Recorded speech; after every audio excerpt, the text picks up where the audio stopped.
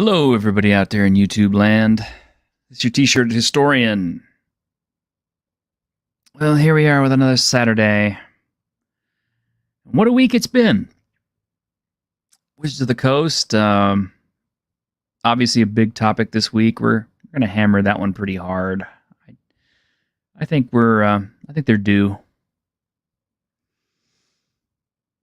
But some of the other stuff that's kind of got me a little edged today is, the stuff with the Acolyte and Star Wars and their actors coming out and putting out this music video talking about, upsetting white people and all this other stuff. And I'm just like, you're half white yourself because you're half Danish. Not only that, but you've been acting since you were 4 years old. So you've got 2 decades of acting experience. And according to, Google, your net worth is $3 million.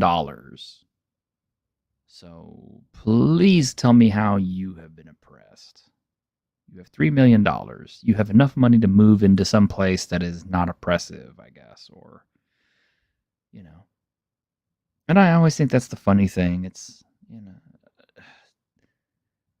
Leslie Headland and all this is doing, basically she's spending all this money on Star Wars for a show that is basically all about herself, with the gay rights and everything else. And I don't have any problems with these things, I'm all for gay rights. I'm all for, trans rights. I'm all for, equality and equity. I'm a person of color myself.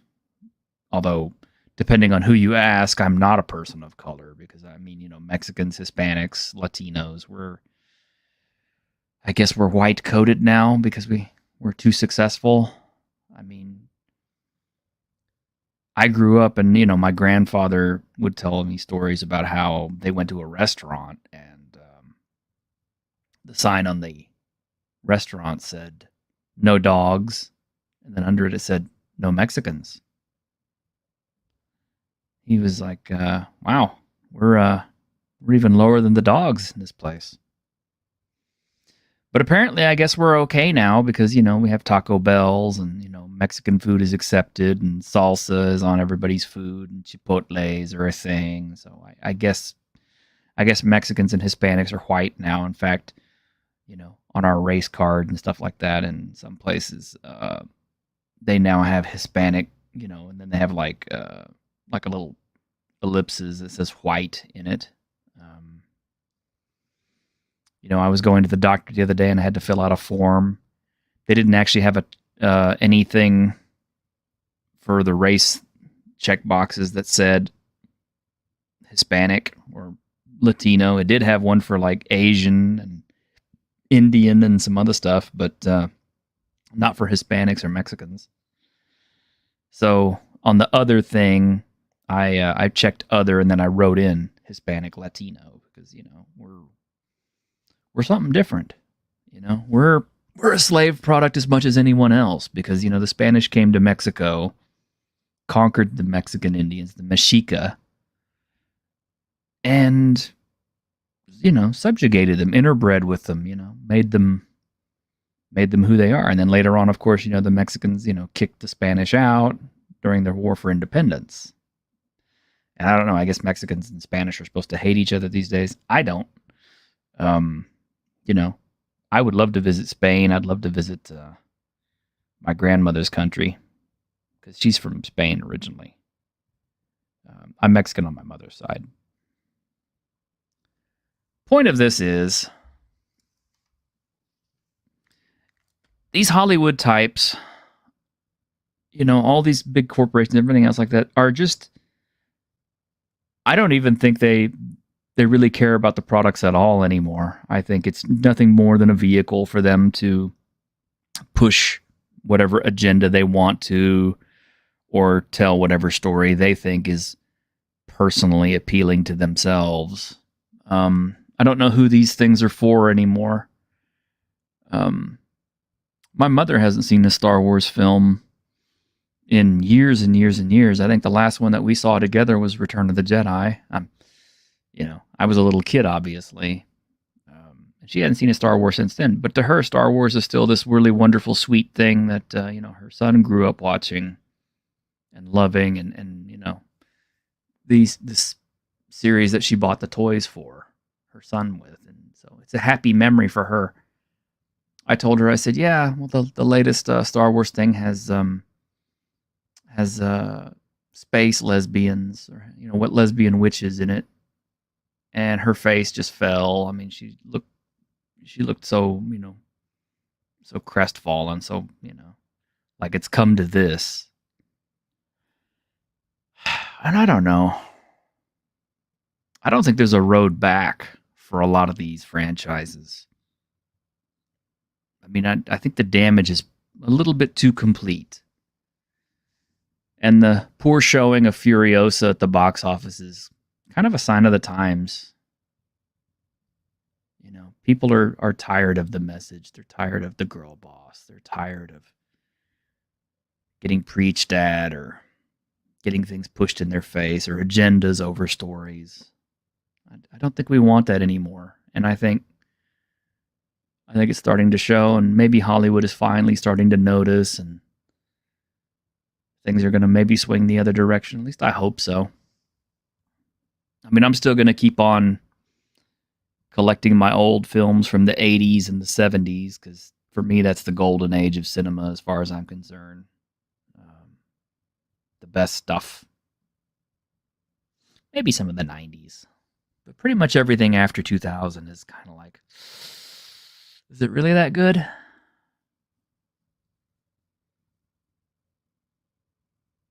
I don't know. Like I said, I don't know if there's a way back, if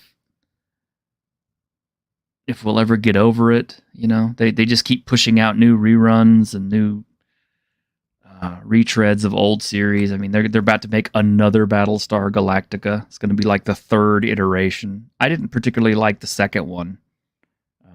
I'm watching the original. The original was actually really good for especially what it was. And I don't know. It's kind of funny because I want to say like in the 80s and 90s, we would have looked at Battlestar Galactica and thought, boy, that sure is cheesy. I mean, those special effects and everything else. But just from a writing standpoint, it's actually kind of solid. My friend the other day was going through the old $6 Million Man series. I'm going through it myself.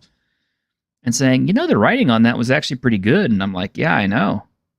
It's because people back then knew how to write. So I don't know, man. I don't know. Maybe we should just turn all the writing over to the AIs. Maybe it can turn out a more compelling story than the kids these days, because what we're getting ain't good. But let's put our guests on, shall we? Hey, Grim. Hello. You doing, bud? It's too warm and still in a rut, but yeah, a lot of what you're saying there resonated for me lately. Yeah, because I've sat through the new Doctor Who series, right? Oh boy! And once you got past the first couple of episodes, it was all right. It was much better than the previous Doctor, but I think everyone's already gone. So it doesn't really matter that it's better than the previous season because no one's stuck around to watch it. So exactly, yeah, it's like the stuff can get better, but nobody's going to be around to watch it because you've already damaged the brand beyond the point of no return. At least I think so. Let's bring on our guest, Dr. Tim Imolt. Tim, you have anything to say about this? Yeah, I mean, to add to your, I think part of the problem is we're seeing these overexploited IPs that might have been good for 9 or 10 movies, but then they try to stretch it to 27. And yeah. I think you need look no further than Lethal Weapon 5 is actually moving forward. Why? And I think we can honestly say they really are too old for this shit at this point. I mean, what are they going to do? Is Murtaugh going to be rolling out in a wheelchair? And I have no idea. Maybe they could do it like Bubba Hotep. Oh, that was a great movie, though. It was a great movie. Great story. I think part of it is they've got this formula they like to run, right? It's like the James Bond formula, but it kind of still sort of works for James Bond. Like, just here's what we do: step 1, step 2, step 3, step 4. And I think when you see these IPs that have just been exploited all to hell, you don't get decent writing. You get, okay, we have to, here's how we make the sausage before. Here's how we're going to keep making the sausage.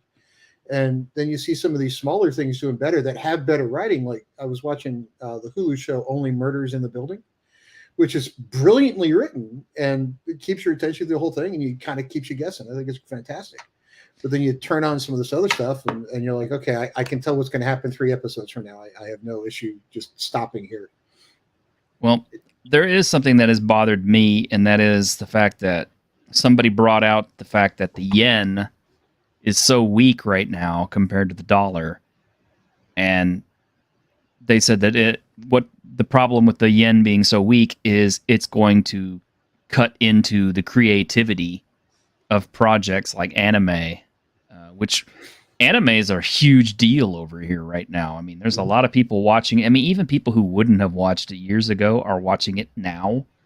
And more people are watching it every day. And more people are picking up manga as opposed to American comic books. And the fact that yen being so weak and them cutting back on projects and things kind of worries me, because it's like saying, well, that's what's happened in Hollywood. Is the reason our stuff is so formulaic is because executives and producers don't want to take a risk on something that might be unusual or may not sell very well. And so they're sinking all their money. And it's not that they don't have money. I mean, look at, they just spent like, $22.4 million per episode on The Acolyte. Where is that money? Is it up somebody's nose, or is it on somebody's yacht? Is it being laundered through something? I don't get it. If it was up somebody's nose, it would probably be a better project. Agreed. From the 70s and 80s. Agreed. That's what I keep saying. Is Hollywood needs to get back on cocaine. I'm old enough. I actually saw Star Wars Episode 4 in the theater. I was 5, but I saw Same. it. And it, I think I've seen everything Star Wars, and some were great, some were not so great.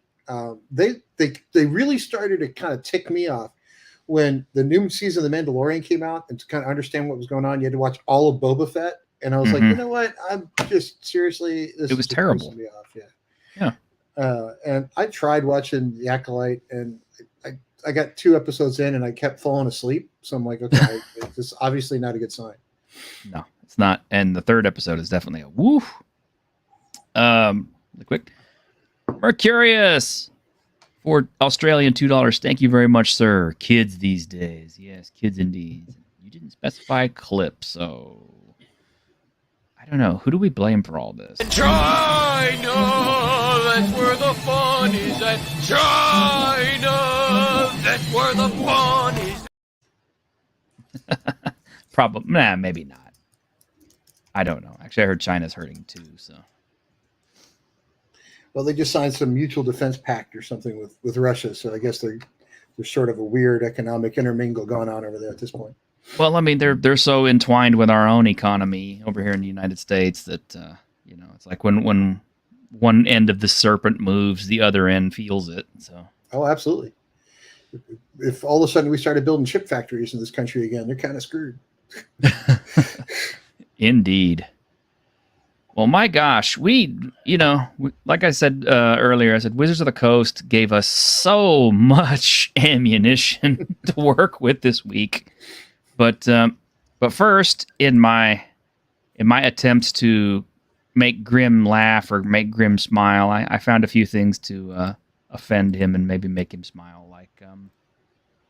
like this particular. What? Americans making tea. Oh no, this is even better. Here, we'll get you some of this right here.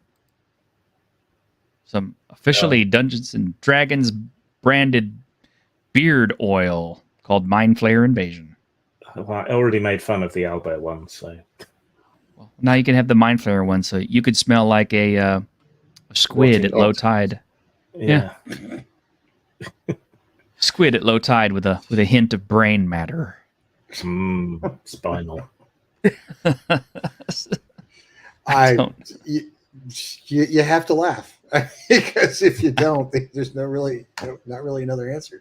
I mean, I understand Wizards of the Coast. I understand Hasbro because I mean this is probably more of a directive behind Hasbro than it is Wizards of the Coast. But the fact that they have made Dungeons and Dragons a lifestyle brand to the point where it's gonna be on everything, it's gonna be in everything. It's a household word. It's the first word you hear of, and unfortunately, Beardall is kind of on brand, Wizards. Yeah. Beard. Yeah. Well, I mean, I saw the Crocs, a few years ago. And... yeah. Less said about that, the better. Yeah, exactly. I still can't believe people are wearing those. Yeah, I couldn't believe people were wearing Crocs even before that, but still. They're here to stay. Do mind flayers have beards? Exactly. Maybe they're trying to call those weird tentacle things, beards. Yeah.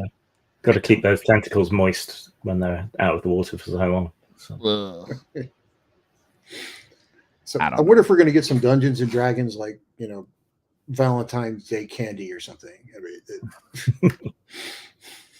I don't know. Little heart with charm person written on it. And here's a little bit of outrage for you, Grim.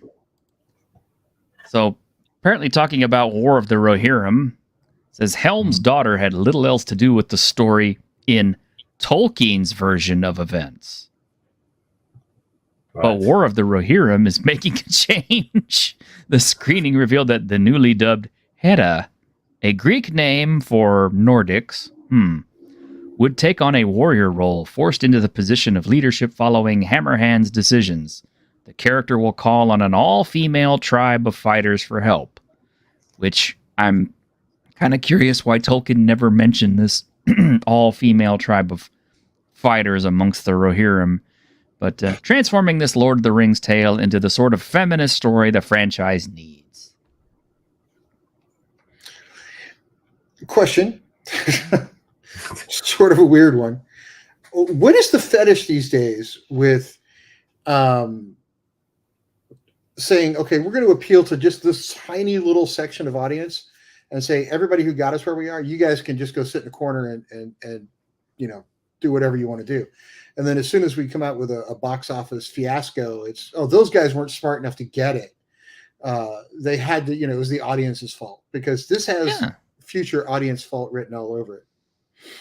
I've tried to reason it out. At first, I thought it was just because, they're just trying to appeal to new consumers over old consumers. But then I started thinking it's kind of like, are they also assuming that all of the new consumers are going to be female? Like in the future, is it going to be like a female-dominated world where there's only females watching, and that's what's going to be appealing?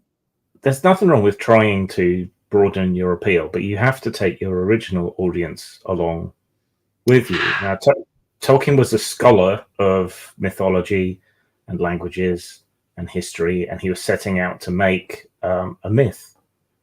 Yeah. So if you dicker with that, you're kind of going against thousands of years of human history and myth making. So I think this is just a bad idea. Just make your own shit. Yeah. Right? Leave Tolkien stuff alone. Right? People want to see an honest and accurate representation on the screen or wherever else. And if you want to tell these stories, go ahead, but make your own shit. Why not do some new IP in the fantasy world? It's not like there aren't other books. Yeah. We got the D&D movie was obviously from Forgotten Realms. We've got Dragonlance, we've got Greyhawk, you've got just inside the TSR portfolio, you've got a ton. And if you don't want to look there, why don't you go look over at the old Andre Norton books that are still floating around that are fantastic bits of IP that have never been exploited. They'll get to it eventually. But I think the main reason that they choose old IP is because it's brand recognition. Because they're like, there's already an audience for this that'll start talking about it. Right, but that's the part I really don't get. So I'd say, there's a built-in audience for this IP. Let's buy it up and develop for it and change everything about it. Right, so then what is the point? Well, exactly. I think this also bears a question on something I've been noticing in the book world. So back in the 80s and 90s was sort of the heyday for publishers, and now it's becoming harder and harder to break into that space. But what you're seeing is writers coming back from the dead, right? So you take like Robert Ludlum, who passed away years ago. All of a sudden, Eric Van Lustbader, who by himself was a great art writer, can't work as himself anymore. He has to write in Robert Ludlum's voice because that's the only way the publishers will touch him anymore. So it kind of begs the question is, are we kind of closing it off to new ideas and just saying, hey, only old ideas are need apply, right? Maybe a new twist on it, but only old ideas are permitted at this point. I'm not sure. But Mercurius for another Australian $2. Hanging is too good for these script writers. Indeed. Indeed it is. Let's see. Let's and as Malakay points out, Dragonlance was attempted but fell apart. Even get there. Joe Manganiello was on board. He was kind of the one driving that whole thing. And I think it fell apart when Hasbro sold out of a production studio or something. So who knows? But Dragonlance was online to be a streaming series, but it kind of fell by the wayside due to some weird something going on in Hollywood. Just, who knows what behind the scenes happened? But yeah, they were working it, and all of a sudden, gone. Mercurius, yeah, you didn't specify a clip, so I'm gonna throw you. We haven't done the keyboard thing in a while. I'm at the computer. What do I press? First, you need I'm to... pressing the red button. Shit. Now the screen's all fucked up. Shit's broken. Okay, press the alternate key. ALT alternate. Alt. There's no fucking alt. I got a fucking squiggly line key. I got a fucking key with a triangle on it. What the fuck kind of keyboard is this anyway? There you go. That's. I imagine that's how script writer or how writers are at their keyboards these days. Yeah, you have the best opening sequence and clips I've seen in a long time, man. That's pretty cool stuff. Oh, thanks, man. Yeah, I got a ton of them all saved up, and yeah. Cavill is no longer involved with the 40K series, and since we are talking about Margaret Weis, I think it's kind of important to talk about the recent development with the new D&D book that came out. The history book. I think it's kind of embarrassing that they put out this book of history for D&D, and we still have a few living people, and there were definitely more of them alive while that book was being written. James Ward was still alive while that book was being written. Margaret Weis is still alive. She answered me on Twitter. She answered something for me on Twitter today. Yeah, Rob there. Kuntz. Rob Kuntz is still alive, and they haven't asked him anything about any of this stuff. They just took it upon themselves to tell all this stuff from their point of view, and then they wrote stuff like this into the book. Let's see. Some language in the first iteration of D&D presents a moral quandary. The documents reproduced in this book include many pages of charts and tables alongside lists of monster spells and magic items. But that game content also includes a virtual catalog of insensitive and derogatory language, words that are casually hurtful to anyone with a physical or mental disability or who happens to be old, fat, not conventionally attractive, indigenous, black, or a woman. Some people have charitably ascribed this language to authors working from bad assumptions. In the 1970s, historical wargamers in America were predominantly white, middle-class men. It isn't surprising that they would dub a class of soldiers the fighting man. In the 1970s, we didn't have women in the military, serving in combat roles like we do now, for one thing. Fighting men overseas. Yeah. But when in the pages of Greyhawk, the description of the chaotic queen of dragons includes a dig at women's lib, the misogyny is revealed as a conscious choice. It's an unfortunate fact that women seldom appear in original D&D, and when they do, they're usually portrayed disrespectfully. See, that one throws me off. I've been playing since '82, and I've read a lot of this stuff, and I don't ever recall anywhere that I can think of where a woman was referred to disrespectfully where it wasn't like something where Tika took a frying pan upside their head. So, if there was a disrespect, there was a fight back at the same time. I read that like somebody was looking for a way to be offended. Mm-hmm. Right? So it's like, hey, let's go dig and see if we can possibly find something. And they, sure enough, if you go looking for shit, you find it. Oh, well, of course. I mean, you got, you have like 3, consultants that are, reading over all the pages of everything, and they're literally looking for things that are problematic because that is their job. And one of them's a lawyer trying to keep you from being sued. So, mm-hmm. Oh dear God, there's a picture of somebody who's pudgy that might be offended to fat people. And I think some of it comes because a lot of that book, because I have that book, is just reprints of old stuff. Yeah. And I don't think they were, okay, I'm going to take that back. Maybe they were talking about some of the original printed stuff, but I think they were also being very overly cautious because there's a lot of handwritten notes from people early on inside there. And that could be twisted any which way. I mean, people twist words these days. So, oh yeah, part of this I think was corporate lawyers trying to avoid a lawsuit. Part of this was just really shitty writing. Yeah. Because, and you're right. Not talking to Jim Ward, Margaret Weiss, Tracy Hickman, who's still kicking around. Rose Estes, who's still kicking around. Rose Estes, yeah. I sent her an email the other day telling her how grateful I was that she wrote Return to Brookmere. And I have Dungeon Delver to thank for that because he had her on the show. I watched it. Yeah, and I did too. And gave out her email address. And she responded within like 10 to 15 minutes. So, that is so awesome. She's cool stuff. And she is. How Bill over on the Dungeon Delver channel gets some of the guests he gets, I have no idea. But he gets some cool people. He does. He just has the connections, man. Slavery appears in the original D&D not as a human tragedy that devastated generations over centuries, but as a simple commercial transaction. Because, yeah. This one drives me nuts, right? Because there are a whole series of dungeon modules where the goal is to free the slaves. Exactly.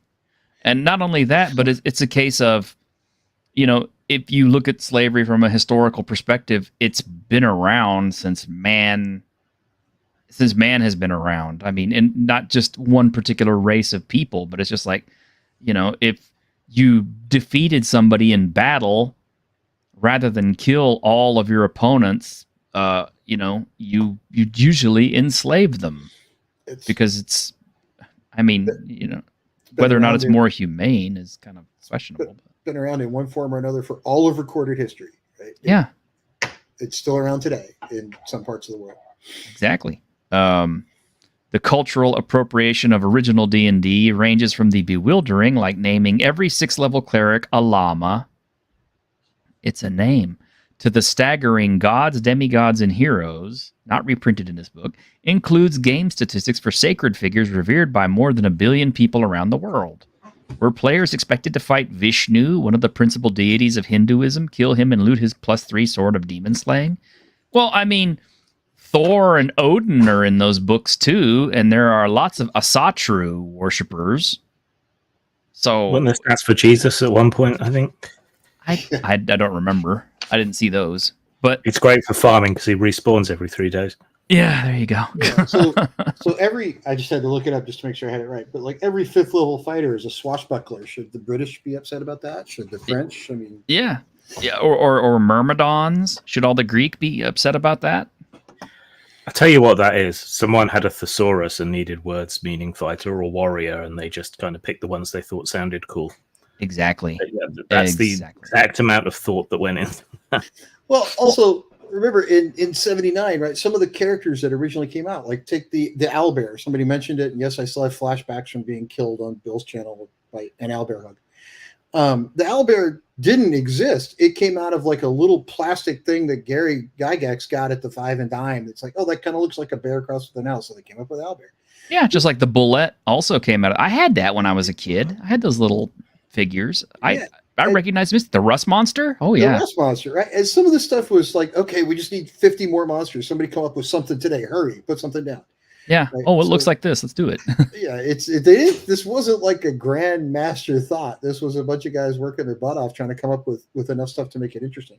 And because what what people miss, I think, is that this came out of like Avalon Hill war games, which were very restrictive in how you played. There was nothing left to the imagination, and they just kind of got bored. So they wanted to come up with something where the gameplay would be different every time. And this is what they came up with. And speaking of which, I've seen pictures of Avalon Hill as they originally were formed, and yes, they had black guys as part of their team too.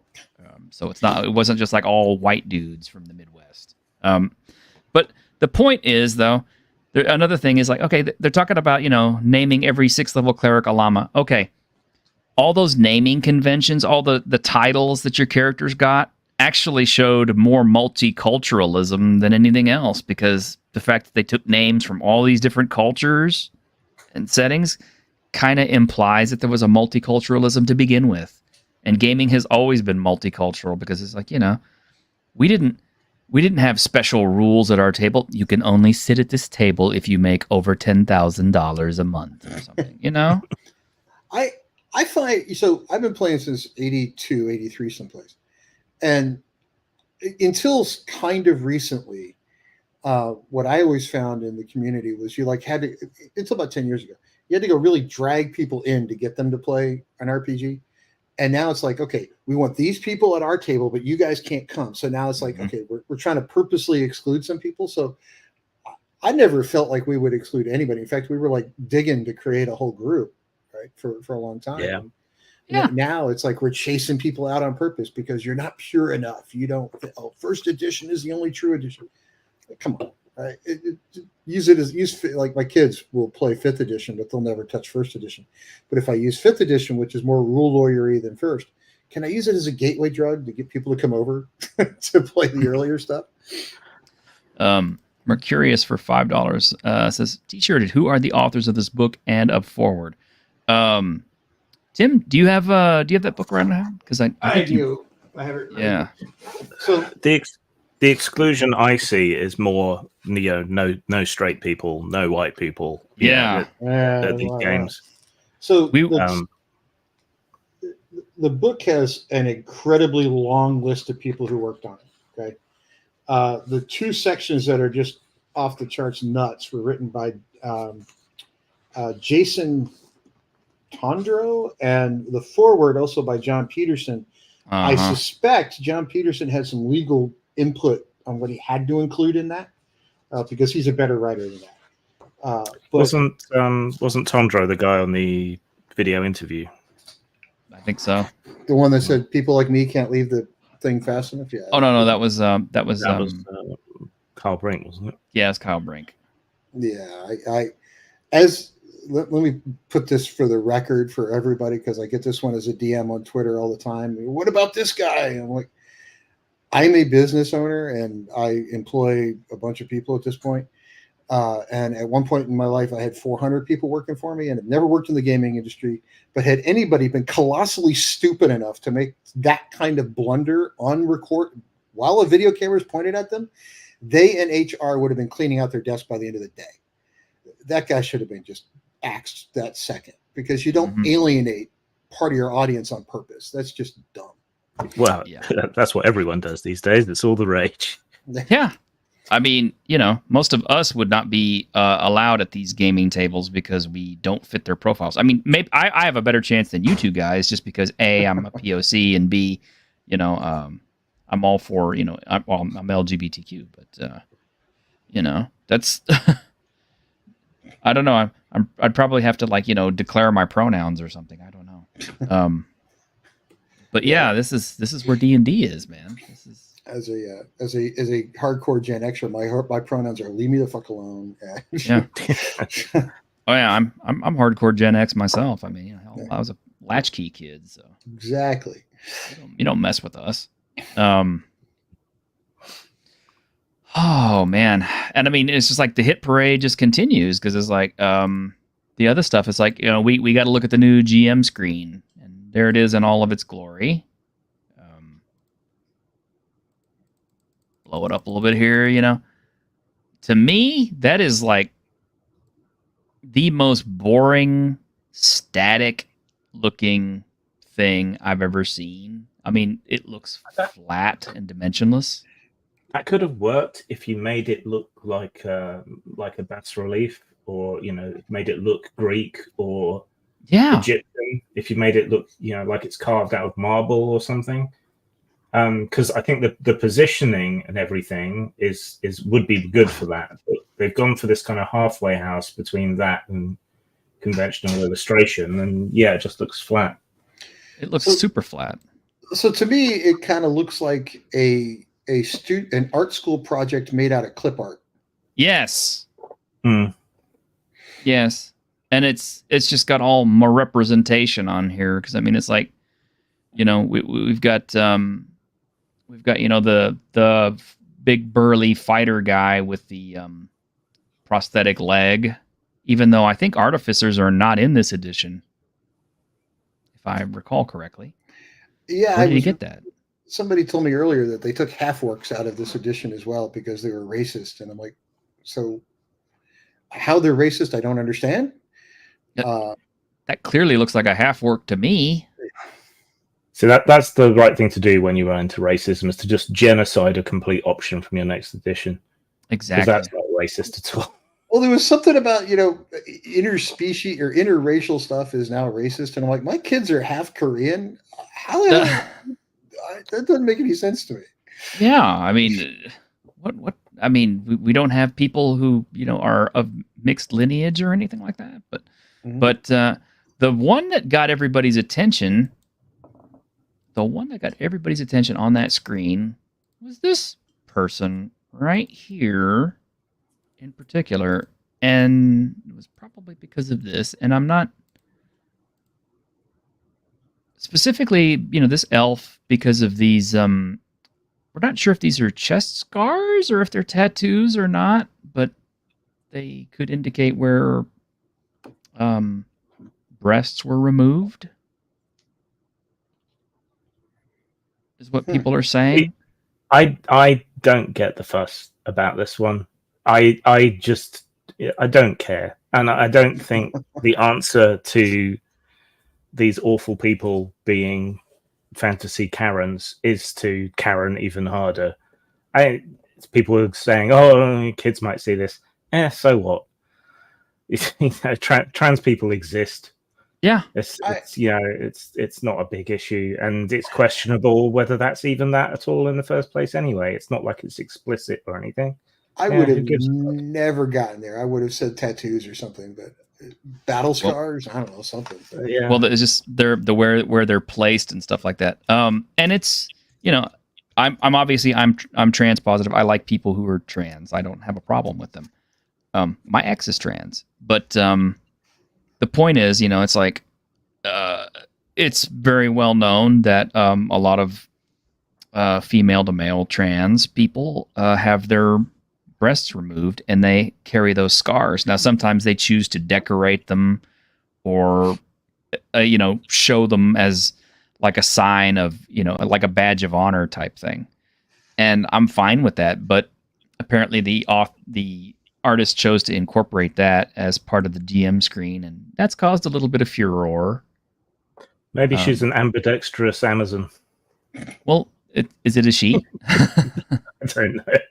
See, that's, I mean, but why would you even bother having top surgery when you've got polymorph and girdles of gender change? Yeah, I wondered about that too. And the other part of it too is the coding is so strange, because if it's female to male, then why are you wearing pink, which is usually like a female color?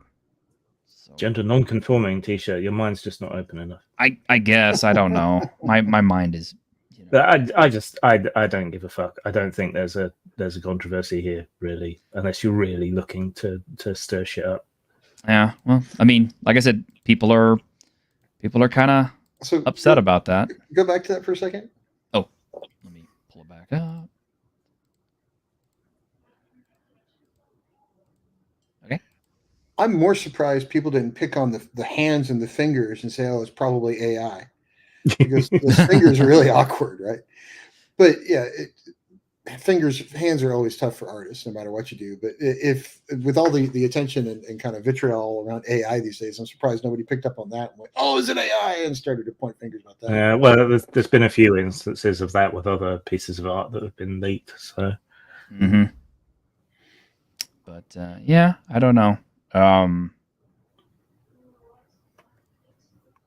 Kid says, I think if you look at that and think mastectomy, that says a lot about the dark recesses of the viewer's mind. Well, maybe so. I think part of it. Okay, but let me throw out another thought. And I was kind of kicking this around with somebody earlier. Is it possible that there's enough YouTube channels now and Twitter and Facebook people who are monetized that are just looking for something to be upset about and they couldn't find anything else? Yeah, outrage they farming. Had to zero on this and be like, oh, today's, that's it for D&D. RPGs are over forever. The world will stop revolving upon its axis, and Hasbro's about to explode because look right there, they did that. Well, yeah. So I used to call this symbiotic trolling when it happened in Gamergate. Like someone would throw out something outrageous, people would react to it, then people would react to the reaction, and it just ratchets up. And I think this is the same kind of thing happening. Yeah. Obviously, on Week in Geek, we try to be a little bit more positive. We try to tell you the good things, but fail. well, no, we do. We do introduce a lot of good things to people. We do tell you about good stuff that is coming out, but at the same time, it's we're fans. We are fans of the stuff that we like, and when we see stuff we don't like, it upsets us because we want things to be good. We desperately want things to be good. That's why we complain. That's why we get upset. So one thing I came up with earlier, I looked at earlier this week, was the pricing for the new bundle came out at like $180 to get the 3 new core rulebooks. Yeah. And the world went insane, right? So silly physicists went and did the math and said, okay, if I was looking at 1979 publications, what would those cost today? And it turns out to get, so the Player's Handbook and Dungeon Master Guide were somewhere between $15 and $18 retail. You might have gotten them cheaper than that. I found some sale catalogs people sent me that were down to like $9.95 or something. But if you bought the 3 rule books today individually, they're $49 a piece. As a bundle with the digital version, they're $180. But if you take $50 and convert it back to $1979, you come up with $11.85 or something. And everybody went ballistic about the prices. And I'm like, look, in 79, they were somewhere between $15 and $18 retail, which is a little more, technically speaking, than what you're looking at for $50 a piece. And people were still mad at me for doing the math, I guess. But I'm like, they haven't really gone up in price relative to what the dollar is worth. They've kind of stayed the same. Well, yeah, I think though things like economy of scale and modern printing technology kind of fox that simple maths a little bit. To a point, but now the interior is completely color, and it never was before. Yeah. So you're getting a much different product. It's actually got a lot more pages to it than it did, and a lot of interior color stuff that it wasn't there originally. Well, that's part of the deal. Is there is a lot of bloat in the new books because, for one thing, they have doubled down on the amount of art in it. Absolutely. And I don't necessarily know how bad I feel about that or not. I mean, I think art in a product is a good thing. I think it helps sell the books. I think it helps make the book look good. It helps keep the reader engaged, etc. But if you're throwing in so much art that it artificially inflates the page count, and that's what you're bragging about, you know what I'm? Because that's the first thing that they Crawford came out and was saying. Jeremy Crawford, not Kevin Crawford. Yeah, it's the biggest one yet. I'm like, yeah, because you put 200 pages of artwork in it, which is exactly great. Yeah. It's not even particularly inspiring art for the most part. And yeah, that's the other part that gets me is like, if it was artwork, like by Errol Otis and Clyde Caldwell and Keith Parkinson and DAT and all these other guys, Trampier, it would have been awesome. But it's like, it's by who? Some guy named Pateman or something. I just want to quickly raise a possibility here, because I just got my copy of Break, which I kickstarted quite a while ago. So that's another sort of JRPG style game, And we're talking about art and graphics and things. This thing's getting on for 500 pages for what is at heart a very simple game, but it's very graphically laid out. It's full color.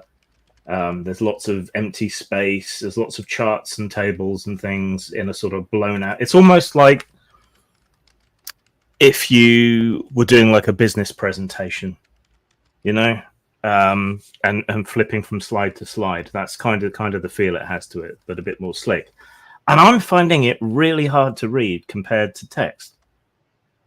So it might be that we're just old and we're used to taking in information in a different way. Well, there's something to that, because when I was working in academia, after I got my sort of past the PhD level, I went out and found a bunch of old physics textbooks from the 60s and 50s, 60s, and 70s, because physics hasn't really changed except quantum mechanics. That's its own world. And inside those were much shorter books. You get these 3-paragraph explanations that are concise and easy, and boom, there you go. Whereas in the new textbooks, you get like those 3 paragraphs become like 4 pages. And it has a lot more language to it, a lot of different stuff to it. But and I kind of harken it back to, okay, maybe people taught better back then, because if I didn't fully understand what was going on, I probably would look at those 3 paragraphs and be completely confused. But the world was a different place, so maybe people took in information different back in the 50s and 60s, or maybe people taught better or more free to ask questions. Classroom size, something was different in between those textbooks and then. I could kind of tell you, because we had standards and people had to live up to them. It's like they didn't give you shit back then. It was like you earned that grade. There was no participation trophies. It's like the team that lost, it's like, fuck off, get better, come back. And it was always funny to me too, because you could tell some of the, when I was still teaching on the university side, you could tell the kids who'd never struggled with anything because they got to college and got their first B and just about cratered and wanted to go home. So we're afraid now to let people fail. So we have to kind of spoon feed it stuff very carefully, because people don't like to ask questions. They like to just instantly be experts on everything. And if you read the original rules from like 79, that shit's kind of confusing. You got to sit down with like a wiring diagram and figure it out. Even the Red Book from like 82, 83, it's relatively straightforward. But now it's like, and I think it was Richard Witters. He was on my channel when we were talking about this. He was an artist with both Dungeons and Dragons and Magic the Gathering. As you go up in edition, it becomes more rule lawyery. Mm-hmm. So the more you come into, sort of closer to now, the more dictatorial it gets with rules and less sort of loosey-goosey it is. So I think they're trying to clear up some of that confusion by saying, okay, don't make up your own stuff, right? We'll just dictate how you're supposed to play. And that could be part of why it's getting bigger too, is it's trying to get more rule lawyering, come up with there's no exceptions anymore. It's not like, okay, what do you do here? And the DM's like this, and just sort of make something up. There's a rule for every instance now. Yeah, literally. And I've talked about this before at length, how I think 3rd edition, which had like so many rules in it that it literally covered everything, actually hurt player agency more than anything else, because it became a case of whereas like 1st edition or 2nd edition D&D, if I said, okay, my fighter wants to run, grab the rope and swing across the room and stab the guy on the other side, and now it becomes a case of, well, let's see, you only have 30 feet of movement unless you are taking a doubled action, in which case then you can move 60 feet, but it counts as 10 feet for climbing up onto the banister, and then I need you to make a jump check. And then at that point, when you land on the other side, you don't have enough actions to make the attack because you used all your movement actions to make all your actions. You don't have the action economy. And it just becomes, you actually curtail what players want to do. Bob Jester 28 for $5. Thank you, sir. Says the 5e art was very bad in places, but I strongly object to brown text on sepia. The eyes won't have it. I was just about to answer that one. That drives me nuts too. It's something about the combination of the font color with the page color. It makes me tired to look at it. let's see, Bob, you didn't ask for a clip, so let me see which clip are we going to give you. And I also owe Mercurius one from earlier, so let's have a couple of fun ones here.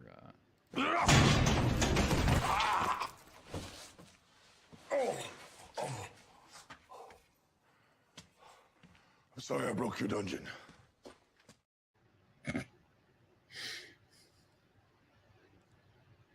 But yeah, there's that. I think the big well, I don't know. Do you guys actually want to break down the video through Snorefest Crawford, or? Oh, absolutely. Let's have some I mean, fun with that one. It's like an hour long. Maybe not then. You know, we can't we can't break the entire thing down because we ain't got that kind of time because we'll be on it all day. Highlight bookmarked or? I don't have any highlights bookmarked. The largest player's handbook the game has ever had. Right. That's what you lead with because you filled it full of artwork. We already said that. Mm-hmm. I do like the one thing about this cover. I do like, and some people picked on it, but I like the homage, like sort of gold dragon for the golden anniversary. I thought that was pretty cool. Yeah, and I finally figured out who all the characters were on the front. Yeah, it was a throwback to the cartoon in a lot of ways. It's a throwback to the toys because the woman all the way in the back, that's Mercion, the cleric.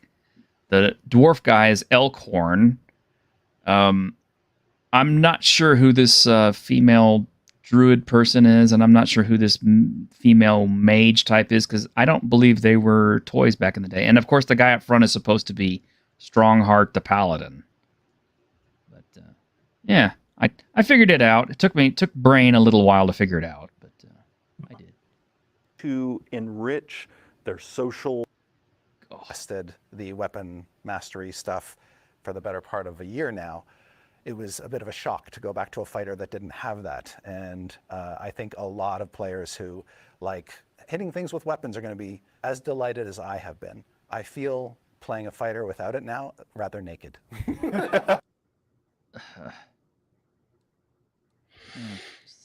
Yeah, more complication. To take things that maybe have been house rules for people over the past 10 years. And look at this. They're liberally sprinkling in D&D cartoon characters and stuff in there. Who's that for? So this one, I actually did like one thing about this painting that I don't think a lot of people caught. If you look at that jar or the whatever it is on the right-hand corner there, you actually have a mimic that's not a chest. Yeah. I thought that was pretty cool. Well, I mean, I've seen miniatures of all kinds of different mimics, so it's not really an original idea to me. Oh, it's not, but 95% of the time or something you see mimic, it's always a chest, right? But oh yeah, I was just excited that they kind of highlighted that. Yeah, well, I had other people pointing out, where's Eric? Where's Sheila? Which I think I replied. I said, have you checked the mimic for where Eric is? And as far as Sheila, she's probably got her cloak of invisibility on, so you can't see her. And make them a core part of the game. Great example of this. Many people over the last 10 years have allowed people to drink potions as a bonus action, feeling it was way too punishing running the rules as they were written in 2014 to have to spend your entire action drinking a potion. Particularly scary if you're dying and you're drinking that healing potion. And so people are going to find that now healing potions take a bonus action to drink. And there are shifts like that. There is cheering. Whoa, that's so innovative. Grim, why didn't we think of something like that? My gosh, wow. That's what 5e needed, even more survivability. Yeah. Exactly. The 27 saving throws weren't enough. Yeah. Maliki brings up a good point. The people at Wizards will say white men can't leave fast enough, but then all three of these guys are white guys. Exactly. Yes. Yeah. White men can't leave fast enough, but it's all written by or done by white dudes. So. And Bob Jester has another good point. Gygax was misogynist and racist, but they're using all of his shit, man. Come on. Oh yeah, yeah. Oh no. I mean, they will gladly use everything that he created, but they will still turn around and tell everybody out there, he was a racist. He was a misogynist. He hated people. He was a genetics, a eugenics freak, and da-da-da-da. I mean, just every horrible thing under the sun, and it just pisses me off because I'm just like, what are you doing? It's like, it's like you'll ape the corpse for everything it's worth in order to make money off of it. But when it comes down to people saying, why are you doing that? You'll be like, no, he was horrible. So that's seen in Top Secret. Say what you will about the Germans. They make great cars. Exactly. I mean, it's like, Great well, cars. Mussolini got one thing right. He got the trains to run on time. Great cars and pretty good beer. I'm just saying. Real good beer. Happening right now while this video is playing. And there are shifts like that everywhere you look in the rules, that it will feel like the game you've been playing, but everywhere you look, enhanced. As you were looking through the player's handbook, as you're making your character, there's such intentional design behind everything, every piece of art, the layout. I can flip through this book and in seconds know where I am. All of those choices were very intentionally made. Often with our books, what we typically do, we will write and then we will sort of later in the process begin working with the book's art director to come up with 400 pages of crap that we didn't need. War Duke and sort of Yeah, and pull out more characters. Yeah, there we go. Some more legacy characters. Yeah, let's do that.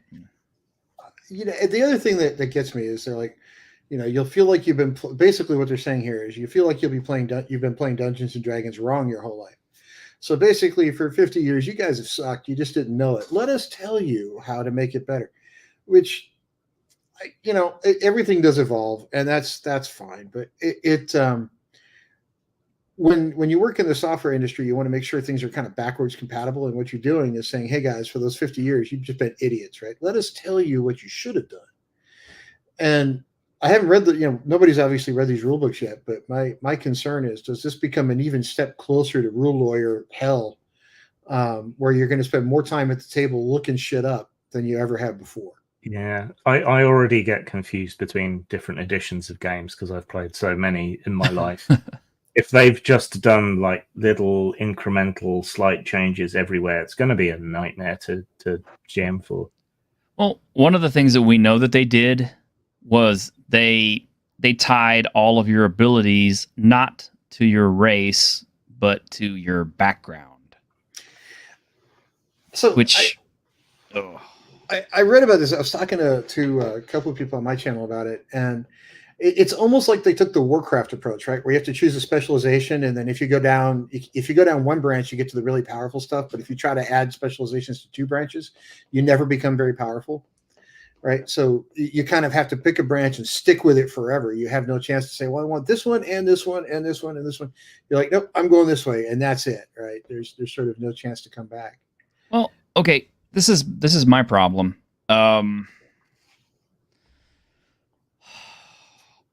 And I'm going to sound like an old, whatever, but I've been going back and I've been playing Dragon Age, the first Dragon Age Origins, game that's many years old now, barely runs on my PC because, it crashes every 5 minutes. But one of the things about it is when you start the game off, you have to pick a race. And depending on what race you pick, it will influence so many things about the way your character's story plays out. Not just your stats, but like if you pick a dwarf noble over a dwarf commoner, your story starts in 2 different places. Not only that, but some of the classes are only open to certain races. Like dwarves can't be wizards. They're not magically inclined. It's kind of old school in that way. But the point is, enchantment, yeah. Throughout the story, they more or less you see how it affects characters. Like you talk to surface dwarves who don't have stone sense anymore because they grew up on the surface or they've lived on the surface so long they've lost it, and stuff like that. And you really get to see how, like elves who are, living in the wild versus elves who are citified, how the difference between their cultures and their interactions. And it really adds a lot of depth and dimension to all the different characters that you meet, even just the NPCs that you talk to. It adds culture and depth to their characters. But now, with the fact that they have tied everything to your background and not your race, why even have races? Why not? I mean, if anyone can have anything, then why make race a thing at all? I mean, what's the point? It's just cosmetics. You just buying a new wrap to put on your car at that point. Exactly. Yeah, we call that skin suits. Yeah, it's just like different skin suits. Yeah, I'm feeling tiefling today. I want horns, so I'm gonna put my tiefling skin suit on.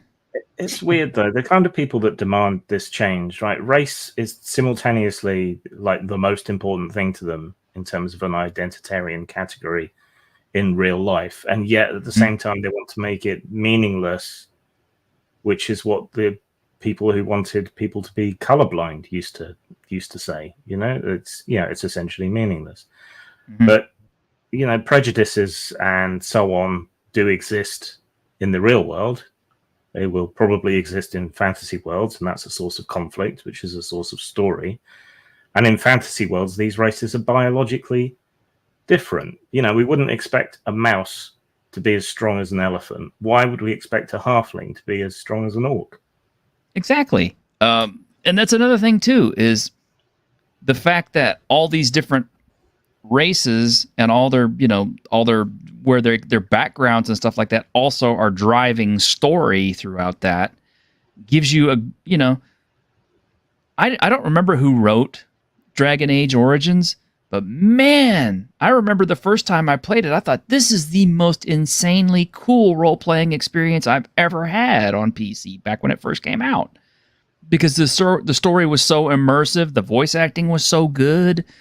And it's just like there were so many little character nuances and, drives that really felt just like, like it was a really awesome RPG. Now, I mean, the combat's kind of sucked ass. I mean, the Broodmother in particular was like just god-awful unfair. But, we lost that with what we have now. And I don't get it. It hasn't been that long since Dragon Age Origins came out. What was it, like, I want to say 2007 or something? I don't know, but that series has gone downhill. It went way downhill, starting with the second one. But I'll look it up. Yeah. I don't get it, man. 2009. 2009. Yeah, it wasn't that long ago. Was it? So that PS3, Xbox 360, Jen. Sorry, go on. 15 years ago? I think that harkens back, though, to the comment you made earlier about writing. It's like creativity's gone out a lot. We're more focused on, how good it looks rather than how good it plays. Because if you look around my place, I've got, Xbox, Switch, a couple of arcade one-up machines, some PC games. And my kids are playing the lowest tech games we have because they're kind of the best written ones, right? Yeah. And I got teenagers, right? So my kids are not really little. They're high school and middle school. And the most replayed stuff in the house is the lowest tech game out there because it's sort of the most creative one and it's the kind of cool one. So I don't know. I think we a lot of times are trying to replace like take movies, for instance, right? So we've replaced good writing with great special effects. And when like Avatar first came out, I was still working at the university, and everybody in the world came in and said, "Oh, you got to see it." I'm like, "Well, what's it about?" "You got to see the effects." Like nobody could tell me what the hell the thing was about. It sucked. But everybody would tell me, "You got to see the effects." I'm like, "Well, that's neat and all, but what the hell am I going to watch?" Right? It's Dances with Wolves in space. Essentially, Dances with Wolves in space. It was don't go to war against countries that can't defend themselves in space. And yeah, the effects were great, and if you saw it in the theater, it was fantastic. If you see it at home, you're like, "What the hell is a big deal?" Exactly. But it to me, it's like we've replaced creativity with looks good, and I don't know how we're gonna fix that as a culture and kind of get back to now that we can make it look great, can we make it look great with good writing at the same time? I mean, can we try that? Yeah. And looks good comes in two different ways, I think, because a lot of media is what I call papal indulgences. Like it's like a fashion label. You're displaying what tribe you're affiliated to through the media you consume, rather than consuming the media just for entertainment. And speaking of fashion, what the hell is this? What the hell is this? Orcos Rancheros. Yeah. Hey, this bugs me. All except this one in the middle, who is like coming out of a skate park in LA someplace. It drives me nuts. This woman with the female one with the double-edged sword, double-edged axe, doesn't fit with the rest of the picture. There must be artificial. Where else are you going to get magic hair clippers? Yeah, I mean, well, the axe is supposed to be a throwback to, the axe design from second edition or from third edition, which I understand. Okay, fine. Totally get that. But I expect this guy to have a rifle slung over his shoulder or something. And what's with the cowboy boots? I mean, well, that was okay. I was kind of going to save this for a video, and I may still do the video. But let me point something out really quick. I said this the very first day that this picture came out. I said, these guys look like gauchos. Okay? This is a historical picture of a gaucho. Okay? Big knife. He looks more orky than they do. He does. He looks more orky than they do. So, apparently that's who we are now. We're orcs. He's got the exact same kind of hat. He's got the boots, everything. I mean, I'm pretty sure he's got chaps on under there or something. And that's a historical photo. That's not like somebody didn't pose in costume for that. But that's the thing. It's like, okay, now my culture is costume for fantasy. Because that's what this is. So they're going to get away from orcs are black people by making orcs Mexicans. I guess so, because they were white. I mean, I don't know. And I saw on Twitter someone who is Mexican mentioned that, like, tagged the artist that drew this. Said, "Oh, great! Let's make a Mexican now." And the artist that drew it actually blocked him on Twitter. Of course he did. As a result of that, I was like, "Of course he did." I kind of, Grim, I don't know if you're Gen X or not. I grew up in the 80s. I was born in 72. And 75. one of the people that I have loved my entire life to watch was Mel Brooks, because he wasn't just trying to offend everybody, right? He didn't give a shit. He's like, hey, let's make everybody mad, and in the process, let's show everybody how ridiculous they're being. This to me looks like we're trying to make some people happy, and other people who cares? But you can't. How to put it? It's impossible to make everybody happy by engineering the right photo. You can't do that. Someone said something that I can't get out of my head now. That it looks like the artwork you see in Jehovah's Witnesses leaflets that show all the multi-ethnic, multicultural families all together praising Jesus, and lions lying down with children and shit like that. I can't unsee it now. Well, I mean, look at this shit. I mean, he's got a mustache.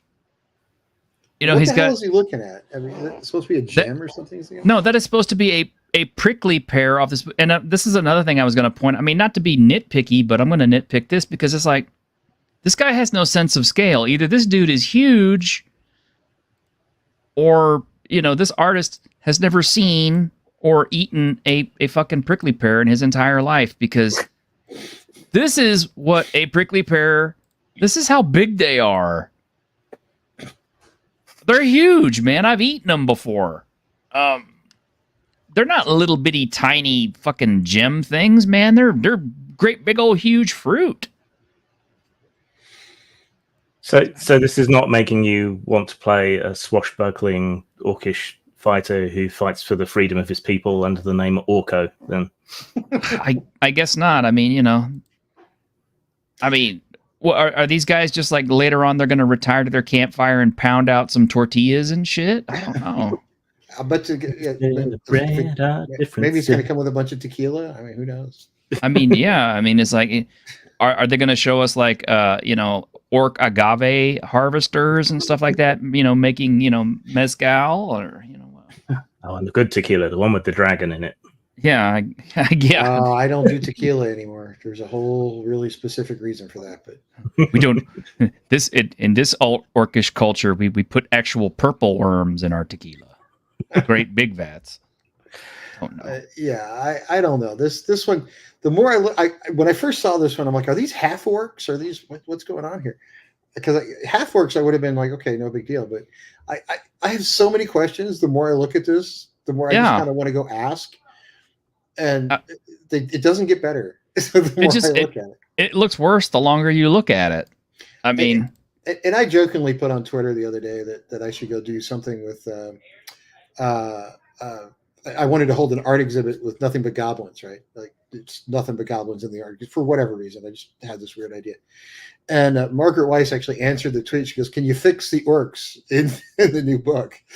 And that's come from Margaret Weiss, right? So somebody who definitely knows this world pretty well. Now here you go. Now, if you're gonna make Mexican orcs, let's do it like this, man. This is Bing. Bing got it. Bing understood the assignment.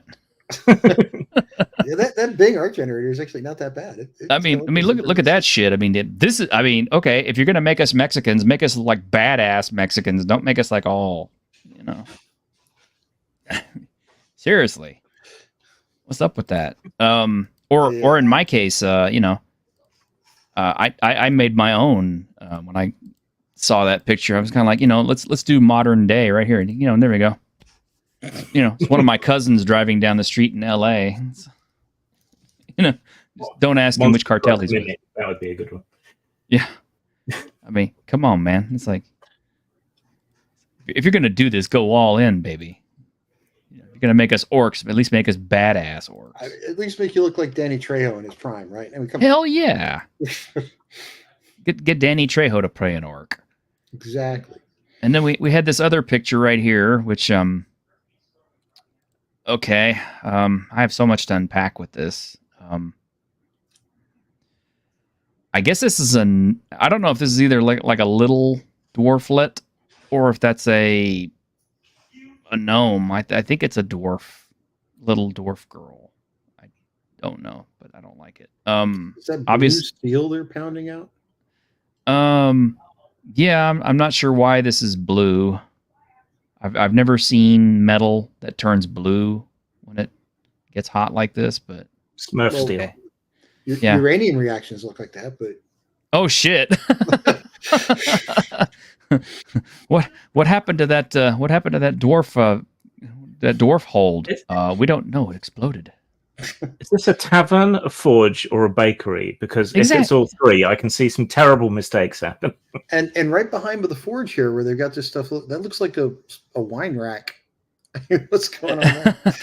Well, it looks like that's a metal. That's a spot for metals to go. I was like, okay, I can kind of understand that. And right here, there's a tool rack. Apparently, this guy had like lots and lots of pictures he had to look at in order to come up with this. But forging dwarf bread. But it's way too clean for it to be a forge, right? It is. It's the floor is too nice, and there's somebody right over there eating, and you pound that, it's going to get sprayed with metal. I mean, there's just so much weird going on here. Yeah, would you like a little bit of molten whatever the hell this is with your bread? But this is kind of ironic to me. You got the two women dwarves who are doing all the heavy work, like the pounding and stuff like that. Because I don't know, women, and I guess they're obviously women because they don't have beards. So they're establishing that dwarf women don't have beards. Okay, I'm fine with that.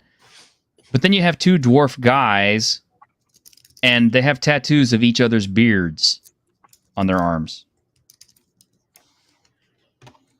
Uh-oh. Yeah. Did you notice that detail? I did not. I wonder where they're going with that one. I don't know. I mean, if we blow it up a little bit, enhance. See, one of those look like grapes to me, but now that you pointed out, I can't unsee it. Nope, they are. That's absolutely is. Yeah, that's a tattoo of that guy's beard. Yeah, so they have each other's beards tattooed on, and I guess this is this guy's husband or whatever coming to work to give him bread to eat while he's in the middle of working. And who the hell wears sandals walking into a forge? And what's with the cat? I don't know what. Yeah, I mean, would you want? Would you want an animal walking into the forge, especially when it's got fur, when there's like sparks and shit? But yeah, wearing sandals in a forge is a terrible idea. There's a lot going on here, and people pick on AI art. I'm pretty sure AI wouldn't have made half these mistakes. Well, no, and this was actually drawn by a human. Mm-hmm. So somebody brought up Kender in the chat. Do we know if Kender made it into this cut, or God, I hope kind of ignored? Well, Kender will be halflings because that's all Kender really were. Is they were halflings, Kleptomaniac halflings. Kleptomaniac halflings. To a point, right? But Margaret Weiss, again on Twitter one day, said her favorite way to play Kender wasn't just to make them pure kleptomaniacs. It was to muffins with your man button. Injun Joe, man, I love it. I love Injun Joe. You're fantastic. It's great. But she brought up Kender one day. She said she actually likes to play them, and she was convinced that in Dragonlance, Tasselhoff Barefoot was the genius of the organization, which is actually up for debate because some people would say it was the mage. I do believe it was Tasselhoff. But the way she likes to play him is different. Most people play him as just kleptomaniacs. She likes to tell the GM, hey, look, I'm going to be a Kender. Take one thing from each person's satchel and put it in mine, but don't tell me or them what it is until they need it. Which is a much different way to play that character. Yeah, it is. It would be far more entertaining. It would be. I owe Mercurius a clip from earlier, and after Injun Joe's comment, I feel like we need to man up a little bit. So here's one for all the guys. Oh my God. That's right, Will. Come on, count it. That popping noise. The noise that it's making. Oh, this noise? Damn. 11. What? Harder. Oh, yeah. What was that clip? Where do I get it? That's the other question. That is from G4, which is no longer around anymore, thanks to Frosk. I may have to go find some old Benny Hill clips for when I do live streams to put them in the see if I can get canceled and thrown off of YouTube. Oh my gosh. But yeah, that's the kind of wonderful, that's the bloated, page count artwork. That's the kind of stuff that we have to look forward to in the new player's handbook. Yeah, I think Grim and the rest of the team, we're gonna have to sit down and just like do a huge deep dive on that whole video on the player's handbook and just go over. I mean, we'll probably be here like for 5 hours, but still. So one of the things I've been doing on my channel, and I'll have to have you guys on when we do the next one, is I've been looking at doing sort of deep dives, like you say, on how things have changed from like first edition up through 5th. Oh yeah. And like deep diving into like we did owlbears, we did goblins, we did mimics, and a few others. And we really kind of get into, okay, here's what it was in first, here's what it was in 5th. And some of them haven't changed much at all. But, there's this whole thing running around about how 5th is, you made the monsters wimps and the characters, ultra survivable. I will agree you made the player characters ultra survivable. There's more saving throws than I know what to do with. Oh, yeah. But Thaco's not that hard to figure out. People claim it is, but it's really not. But some of the creatures actually did lose things as you go up. It's like in 5th edition, owlbears no longer have a hug attack. What? It's gone. So we deep dove, looked at it. There's no hug attack left in 5th edition. They did adjust some other stuff, so it's a little bit different. But in the early stuff, you had that hug attack, which was just if the owlbear got a hold of you, you can't fight back. You got to depend on your party. It's a much different dynamic in battle than it is with a 5th edition owlbear. Well, hell, I mean, it's just like look at some of the other abilities. It's like back in like the older editions like that, stoning was almost a death sentence. Mm-hmm. Because if you got stoned by a Medusa or a Basilisk, you were fucked. You were done, right? There was no, you're at -10 hit points. It's okay. No, it was none of that. It was like, You get to 0 and you're unconscious, and maybe the GM will be nice and maybe they can revive you. But you get to -1, okay, you're done. Right? You're out. Get your dice, roll up a new one. Well, I mean, that's Grim and I. We were looking at hit points a few weeks ago, and yeah, we actually found the section in the DMG where it says it's like, hey, you could go into negatives, like to -10 or whatever. Mm-hmm. And that was written by Gygax. It's just like nobody ever used it, as far as I know. Most of the time, players, when we played, DMs were like, "Oh, you hit 0, you die." You're out. Yep. But there, I mean, like, the one thing consistently everybody keeps asking on the, online, they'll always ask, what is the most dangerous old school creature, or what is the most dangerous creature in D&D? And I will always tell you it's the white from BX. People are like, why? And I said, it's the level drain, right? The level drains. Yeah. And there was no recovering from that. It's like you literally got your level sucked out of your ass. Yeah, you lose abilities, you lose hit points, you lose all kinds of stuff when they do that. Uh-huh. And I mean, if you were a first level and you got hit by a white, you're just dead. And you turn into a white. Yeah, it's like there's 2 appropriate answers. Kill it fast or run the other way as quickly as you can. There's almost nothing in the middle. Yeah, and if you get hit, you're boned. Because there was I don't think there was a saving throw versus the white touch back then either. If I recall. Not that I can remember. Not in BX. BX is probably the most deadly edition of D&D ever, because there were so many things that would kill you, and there was no saving throw against any of that shit. Yeah, I mean, it's some of those things have shifted over the years, so we've been kind of going into them, one or two at a time, and saying what really have been those changes. And I'm kind of, in a way, eerily looking for, because my background is I'm a scientist, right? So I like to look at things over time, just to see how they change. But I'm sort of in one way looking forward to 6th edition, so I can actually do that, look at how they've changed again. And another way, I'm like, please, dear God, don't make it worse. Please don't.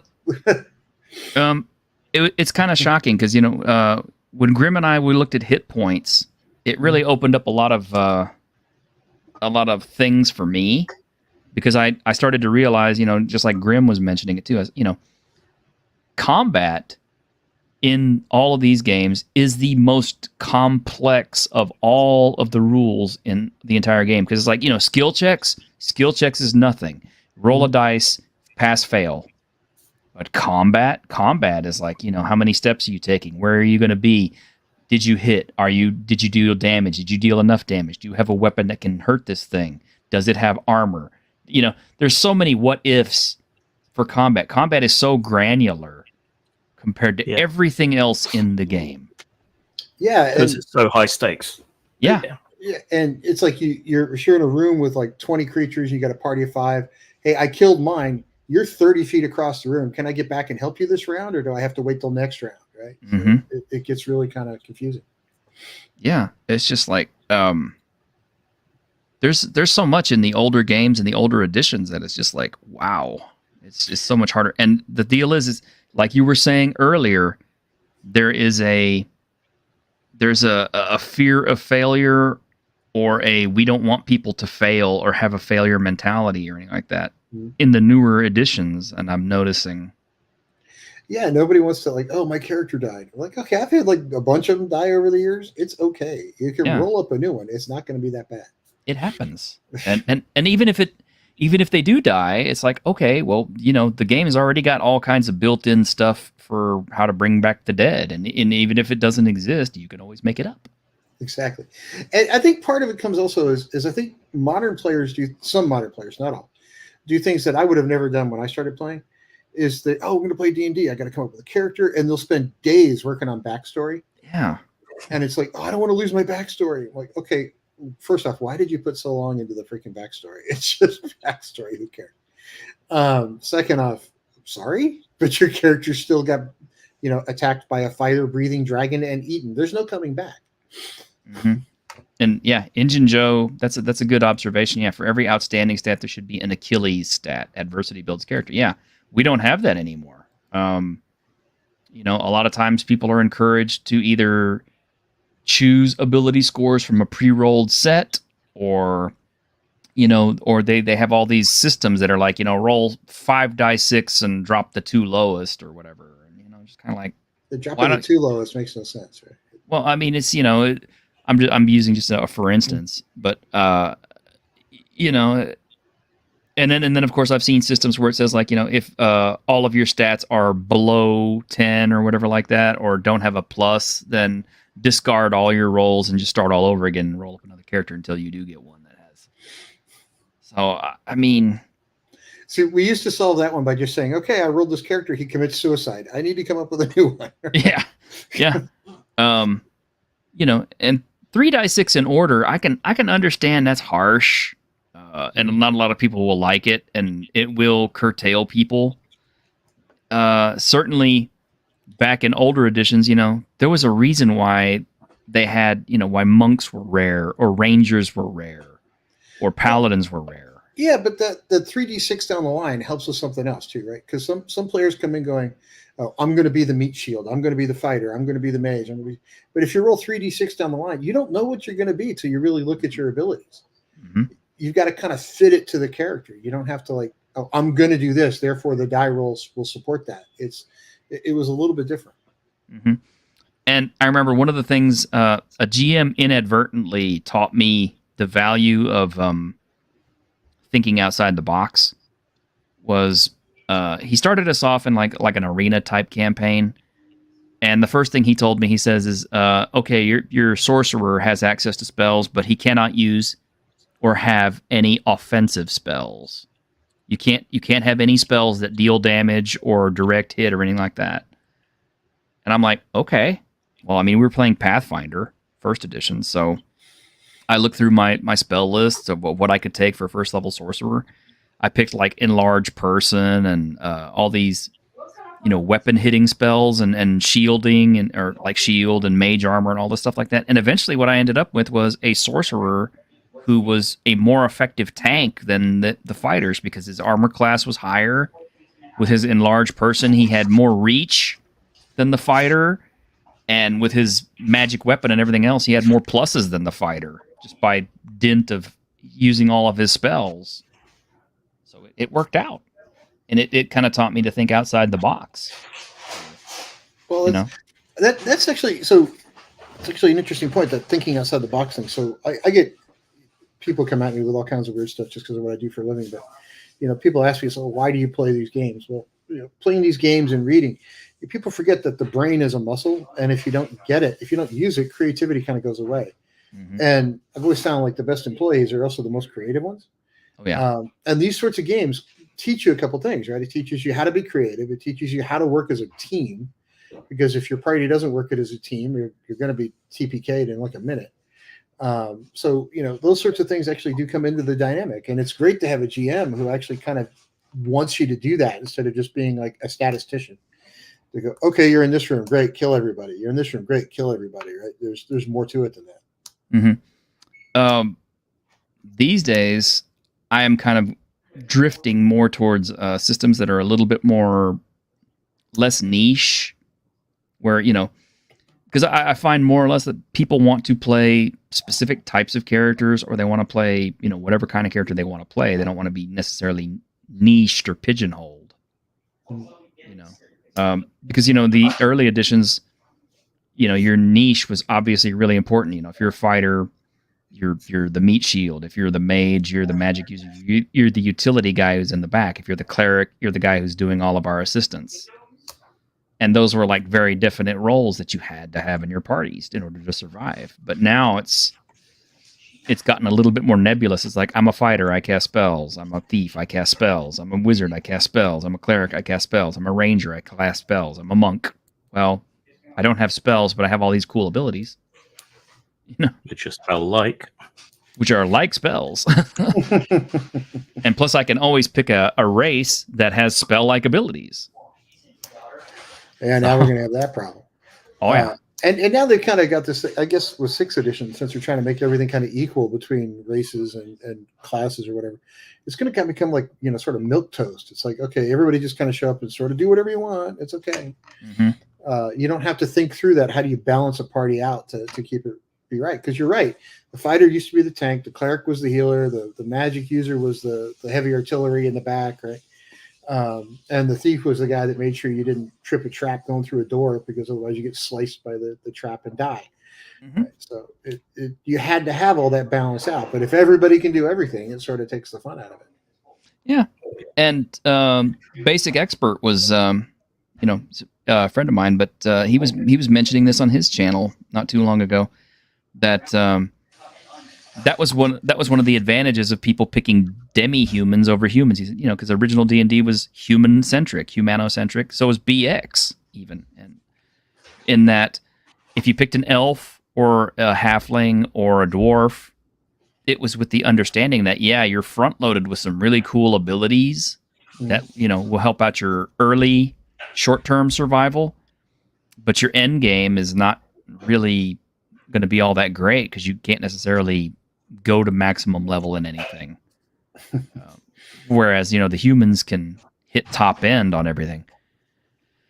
But these days, how important is that? Because most games aren't going past 6 sessions, and I don't think I have seen a game itself progress past 6th level, because most of the time GMs get tired and bottom out trying to come up with challenges, and players get tired of their character at 6th level and everything else. It's just which makes things like Expedition to the Barrier Peaks kind of pointless, because if you don't have a bunch of 8th to 12th level characters in that thing, you're going back. Yeah, exactly. And I mean like 8 or 9 of those kind of characters, because that thing is brutal. Mm-hmm. Was it Queen of the Diamond Web Pits also, or Demon Web Pits? Oh God, yeah. That thing was like even higher than that. It was. I want to say it went all the way to 15, didn't it? I think so. Yeah, it was up in that realm of just huge. And if you didn't have a lot of heavy artillery, you were just gonna fall apart. Mm-hmm. Engine Joe says, what if when you cast a spell, the DM draws a symbol and word, you memorize it, next time you cast it, DM changes it. You also have dice pools like Shadowrun, spell rolls. Yeah. You've heard of 6-session campaigns going back to the 90s. Yeah, me too. And I love all those classic modules, but for some reason, they're always pulling out the same 2 or 3 of them all the time. And it's all invariably the one they're always pulling out is Tomb of Horrors, Tomb of Horrors, Tomb of Horrors. And I'm just like, that module sucks, man. It does. It is a shitty adventure, and I will die on that hill. I don't care who wrote it. It sucks. It's a shit adventure. It's not fun to play. So I was trading messages the other day with Harmony Ginger, who if you guys don't subscribe to her channel, you should, because she's fantastic. Yeah. But there's like some adventures in 5th edition are just horrid, right? They're just terrible. And then she was like, well, some of them are going, all the new ones are getting bad, but there's some in 5th edition that aren't bad, right? There's some that are pretty good. Mm-hmm. But if you go backwards and look at the early stuff, there was some in 3rd edition that were great, and some that were just pieces of shit. There was just nothing in the between. And people mostly talk about Lost Mines of Phandelver for 5th edition. I haven't heard anyone big up any of the other adventures particularly. One I was thinking of that was terrible was not Tomb of Annihilation. It was Journey Through the Radiant Citadel is the one everybody's like the giant piece of crap. And it is. She kept telling me, it was terrible. I was like, I haven't read it, so I ordered it. It was like $25. And I was like, yeah, this is a giant piece of shit. This is just absolute crap. And that's the first instance where you got to see, culture as costume. Yep. And Lord Thoth? You're right. The Dragonlance modules do leave a lot to be desired. I do actually have them because I bought them when I was a teenager and I love the books, but they are not the most sandboxy kind of things. No. They're railroady. To make a good adventure, it kind of has to be sandbox. You have to be able to do whatever you want. Dragonlance and like Radiant Citadel and some of the others, like, okay, you have to go here. Now you have to turn left. You don't really have that sort of sandboxy feel to it, which is what I think makes a great adventure. Like, Tomb of Annihilation, which is sort of that, hey, good luck, right? Here you go. Do your thing, right? So, but yeah, some of them are great. Some of them are not so great. The slaver things that they did in 3rd edition were pretty good. But it was hit or miss. And you're right. It didn't matter who was writing it. And and as somebody who's written books, I will tell you that some of my books I think are pretty good, and the Amazon reviews would support that. And some of them probably shouldn't have been put out. But you do what you can. So anyway, Yeah. Yeah. Well, like I said, I'm curious to see where we're going to end up with 6th edition. Or I mean, they're not calling it 6th edition, but everybody is. Like 1 D&D or something. They were calling it 1 D&D. Now it's just Dungeons and Dragons because they don't want to confuse branding. And I'm like, you built a system that is different from your previous edition, therefore it's a new edition. So this is the one that's starting. This is starting to get me. So they had when they first started talking about this one like a year ago or something. We have to go find the clip. They're saying, "Oh, this is the one that will unite all previous editions, and you'll be able to do anything from first edition through this. And now it's all in one spot." But the latest set of videos is like, yeah, 5th and 6th edition, you'll be able to take a character from 5th and play it in 6th. They're not even mentioning 4th and back anymore. Right? So it's like, we tried, but we couldn't really figure out how to do that, right? So it's like, I think they're just trying to like wash their hands of some of the previous stuff. Well, I mean, if they're making it so radically different, then how could you? I mean, it's like, okay, well then explain to me this. Race meant something back in BX, and now it doesn't? Yeah, because even in like the Forgotten Realms books and the Dragonlance books, when race would come up, they would actually describe the races very differently. Like, an elf who was finally an adult was probably 130 years old, right? So, whereas a human who's adult is 18. There you go. You're off and running. So you had to play an elf differently. You had to think about an elf differently because they were much more wise because of their age. So you had to kind of build that in. You couldn't just say, okay, I'm an elf, but I'm going to play it just like Tim would play a human fighter. It's not the same thing. Yeah, those are completely different. If you read the Dragonlance books or the Forgotten Realms books, you kind of see those differences. So I'm kind of hoping that will sort of be in there, but until it comes out, who knows? But I was disheartened when I started to notice they're starting to change the language in their videos of we're going to make all the versions work together, and now it's like, screw anything before 5th. It's like they tried and couldn't figure it out. Yeah, I think that's wishful thinking on their part. I mean, yeah, if they want to bring out a bunch of conversion software and stuff like that to make it happen, I guess, but I don't know. Yeah, I think the other thing they're trying to do, and some people are probably going to, I think for the next couple of years, they're going to keep both the print and the digital versions. But I do think eventually print is going to go away, not just for Dungeons and Dragons. I think that's just a general industry problem because so many people are going digital now.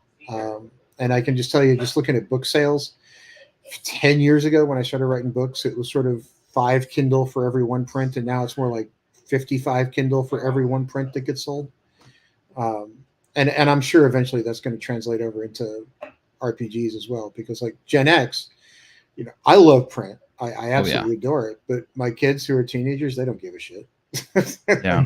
Who cares? Well, I mean, there's a guy on X that I love their posts, Corpse Kings.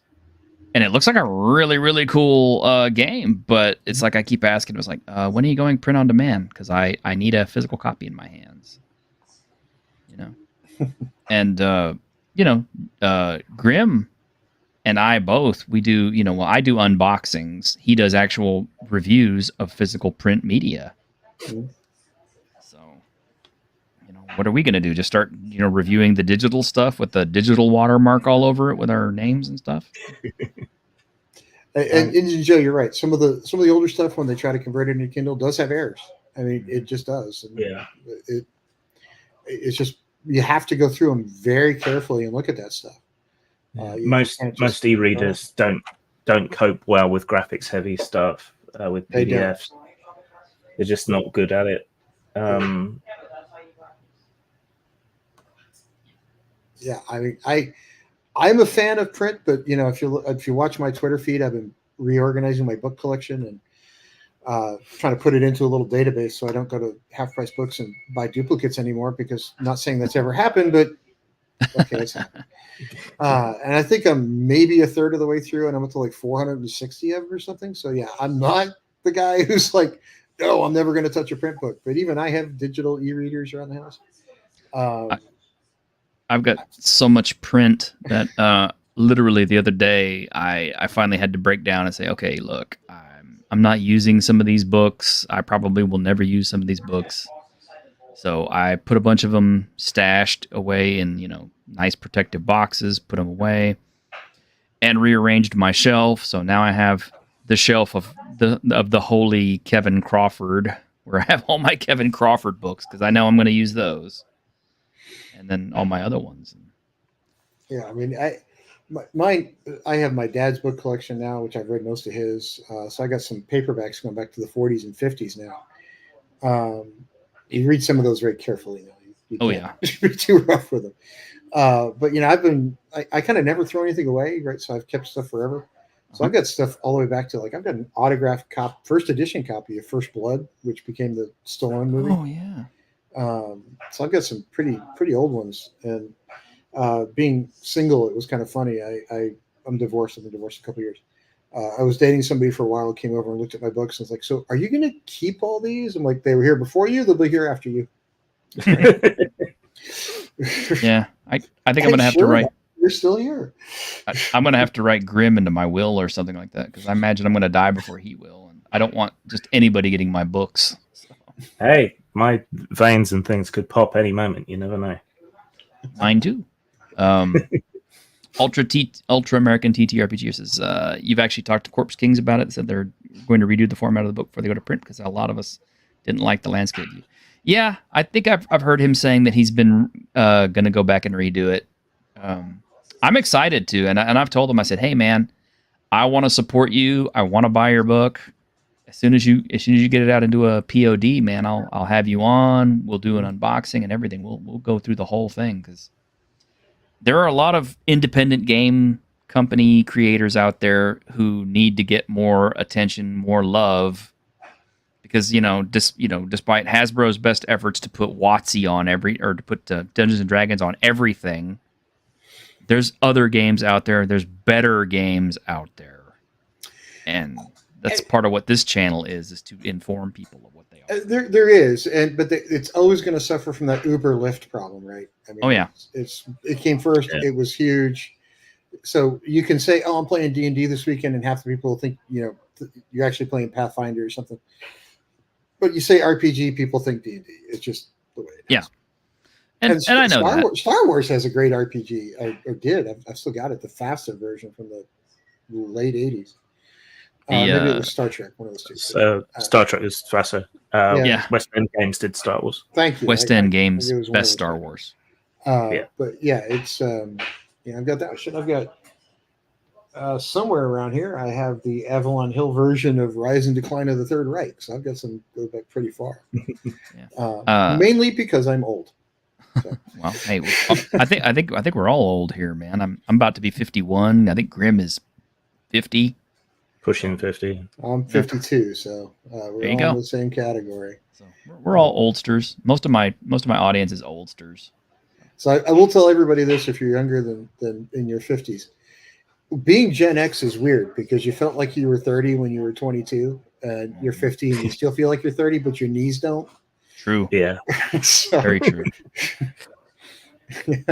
So outside of that, I still pretty much feel like I'm 30, and people are like, "Oh, you're not that old." I'm like, "I'm not," but man, there's two things that have changed. One, my knees don't feel like they used to, and number two, if I don't limit myself to 2 drinks when I wake up the next morning, it just freaking hurts, man. It's Ultra American. It once was. Ultra American, I appreciate you. I know I don't sound 50 at all, but I'll be 51 in a couple of months. So, well, happy early birthday! Thanks. Well, you'll be around, I think. So I'm always around someplace. There you go. I don't know what I'll do for it, but probably go back to work. Well, that's the other thing about as you get older. You're like, "Oh, it's my birthday." People are like, "Oh, it's your birthday." I'm like, "Oh yeah, it is." I guess. Sure. It's my birthday. How old am I again? Pass me a calculator. Yeah. And this year my birthday fell on Super Bowl Sunday, so it was like, I don't care. Actually, the calculator thing is always me with old dates because I'm always trying to figure out, well, when did I pick up my first Endless Quest book? Well, when did I pick up my first copy of BX? Well, when did I, because I'm like, was I 9 or was I 10 or I can't remember. That was back in the 80s. what did I do in the 80s? I gave up the other day trying to figure it out. I was talking to the Dungeon Delver on his channel, and he's like, "So how long you been playing?" I'm like, there's probably people who've been playing longer, but it's impossible for you to have been playing much longer. So, I mean, my normal group are guys who are way older than me, like in their 70s and 60s, and they have been playing since the early days. In fact, my GM actually got his 3 books, and they were in the brown, chest looking box. He bought them from Colonel Lou Zaki himself, because he went to a con, and and Lou Zaki was there. That's who he bought them from. This was way back in, God, I don't know, the 70s. So yeah, but that was before anybody knew who he was. Exactly. That was before he even created the Zaki Hedron. Exactly. It's like one of my kids. So I've worked some weird places. So one of my kids' godfather is this electrical engineer who nobody's ever heard of, and people are like, "Why do tech people bend over?" I'm like, and be like worship. I'm like, he's just an electrical engineer. I'm like, yeah, but he's a named inventor on the patent for this thing called the laptop computer. Mm-hmm. And he founded a company called Compaq. So technical people who know who he is are like, whoa. But when he introduces himself and people ask what do you do, he's like, oh, I'm an electrical engineer. Like, that's true, but there's a little more to it than that. Yeah. Oh, yeah. I worked on that. Yeah. That was my design. What? Yeah, he sent me all kinds of crap this year because when I was still at university, the guy that had the office next to me asked me to work on a project with him, and I was too busy at the time. And this year he won the Nobel Prize. I was like, son of a bitch. Should have said yes to that. Yeah, well, that's okay. We all do stuff like that. I mean, it's like I'm still kicking myself in the ass because I was literally standing like within 2 feet of Mike Pondsmith back in 1993 at Origins, and I knew who he was. I had all the Cyberpunk and Mechton books, still have them, and I wanted to say something to him, and I missed my opportunity because I was too shy and too scared, and like, oh my God, this is Mike Pondsmith. So I missed that moment. He walked on by, never even noticed me, and now here it is, 2024, and I'm still kicking myself in the ass for not having said something to Mike Pondsmith because I'm trying so hard to get him on this show. So for anybody who's listening, right? So when you get to a certain age, you give up caring who somebody is. But if you see, especially the RPG space, if you see somebody on Twitter or on one of the other socials and you tag them, they will answer on a reasonably regular basis. Margaret Weiss answers me all the time. I had Joe Manganiello answer me a couple of times because I was just talking about different stuff. And I didn't even tag him. He just kind of showed up. So Pondsmith has always been kind of reclusive and doesn't talk to anyone very much. Tried to do business with him at one point, and like he would go completely quiet for like 6 months at a time. It wasn't very helpful. You will find some of that, but a lot of people are very approachable. Like if you order books, if you want old Dragonlance books that you can't find copies of, order them off of Weiss's website. She'll sign them before she sends them out. Right. So anything you buy from her comes autographed. It's fantastic. Well, I got really lucky whenever I got Mark Reinhagen on the channel about 3 times because I just happened to make a connection, and yeah, I mean Grim and I are both big fans of Mark Reinhagen because we played Vampire back in the 90s. Yeah, I think he's about the only person associated with Old White Wolf that I'm still a fan of. Pretty much. My experience meeting my game design heroes hasn't been too great for the most part. Well, they do say never meet your heroes. It kind of dashes it up on the rocks. Yeah, it just messes it up every time because you find out they're actually human. Don't I know it? I mean, I got to play in one game with James Ward, and of course he TPK'd the party, but it was still fun. At least I could say, hey, I got to play a game with James Ward, and he killed me. I think he did that. He used to go to cons and play with people, and I heard he would TPK people just kind of on purpose, just to. Oh. Someone's got a bit of an alarm going off there. Somebody set off the smoke detector, I guess. My kids are cooking dinner. That explains it. Well, we're overtime anyway, but They fixed it finally.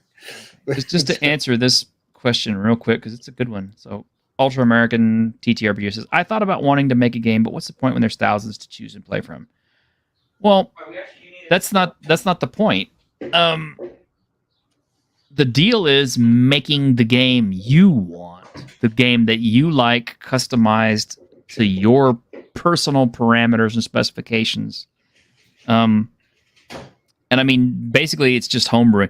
Most people's games that they publish come out of their own homebrew, out of their own ideas, and their players or they themselves thought that the idea was good enough to try to publish it. And that's what it really boils down to. So let me put my sort of author hat on for a second, Ultra. I wound up as a subject matter expert on a couple of A-list authors' books that I was thankfully in the acknowledgments to. And I was kind of complaining to one of them that I'm like, look, there's not a book out there like this. I would really love to read a book like this. And I was kind of encouraging him to write it. He goes, why don't you just shut the hell up and write the book yourself? And I was like, oh, okay. So if you got an idea for a game that's something you want to play, my guess is there's somebody else out there that wants to play it too. But the only advice I could give you is don't put yourself what you think other people might like. Write what you would like. And I guarantee you there's a second person on the planet Earth that's actually going to find it interesting. Mm-hmm. Yeah, definitely. I'd agree with that. But I'm a bit burnt out lately, and I struggle with that as well. And, I've got 24 years professional experience in it and a few others in game publishing. But, I look at the stuff that makes millions of dollars on Kickstarter and so on, and it's pedestrian and cookie cutter and such crud, so much of it. But it's disheartening. But I think I can do better, and that is I think anybody could do better than a lot of this stuff that's out there. And the main thing is just by trying, you put yourself ahead of like 90% of the competition, right? But the trick is not to compare yourself with these people. Do it for other reasons. Do it for artistic reasons. Do it for fun. Do it because you want to. Do it because you want to leave your little footprint, in the industry. Just go ahead and do it. Well, that's the other thing is you have to really be committed to doing it, because if you write a homebrew version and it's got 53 errors in it, nobody cares. But the moment you put it out there and you find out it's still got bugs in it someplace, you're going to have to fix those and apologize to a bunch of people. So one thing I will tell you is edit like there is no tomorrow. And then when you think you're done, put it down for 3 weeks, come back and edit again. And then give it to somebody else to play test and see how it goes.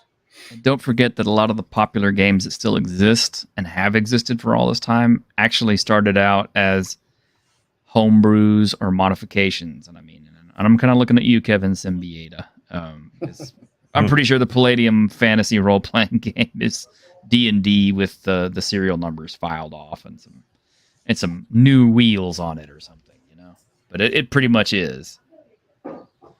Let's tack on a robust skill system, add some more races, and change up some damages and stuff like that to make it more the way I want it. Okay, now we got a new game.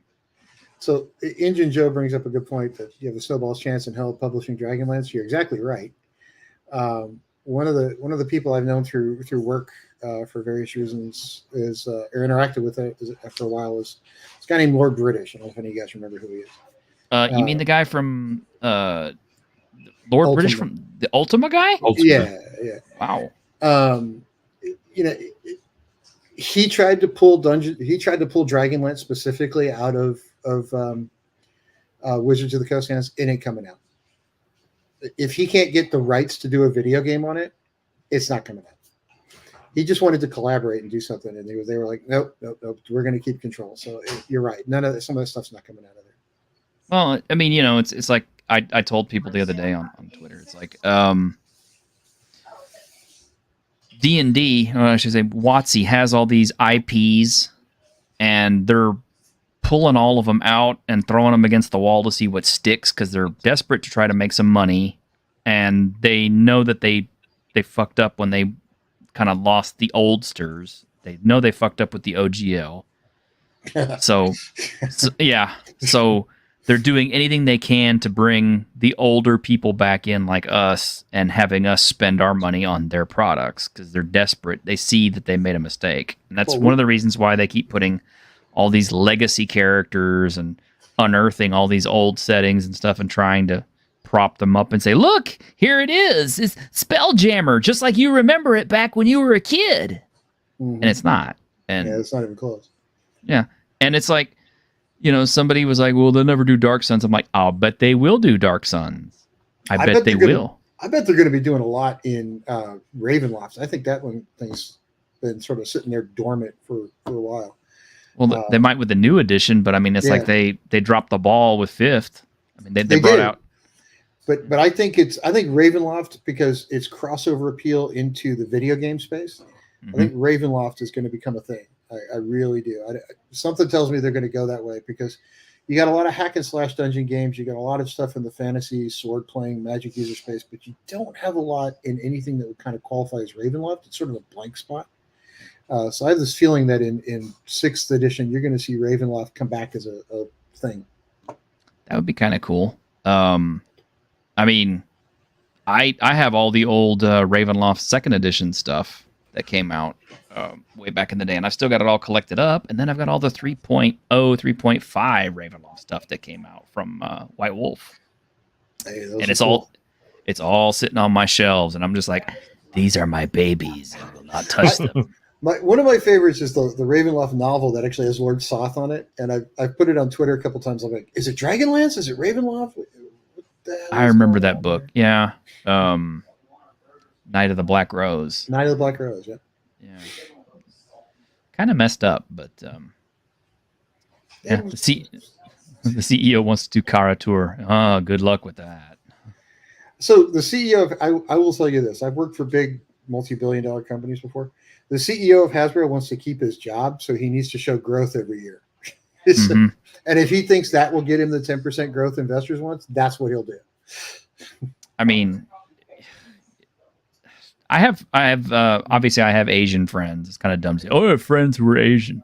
But talking to them, they always laugh about it because they're always like, they're like Schrodinger's Asians.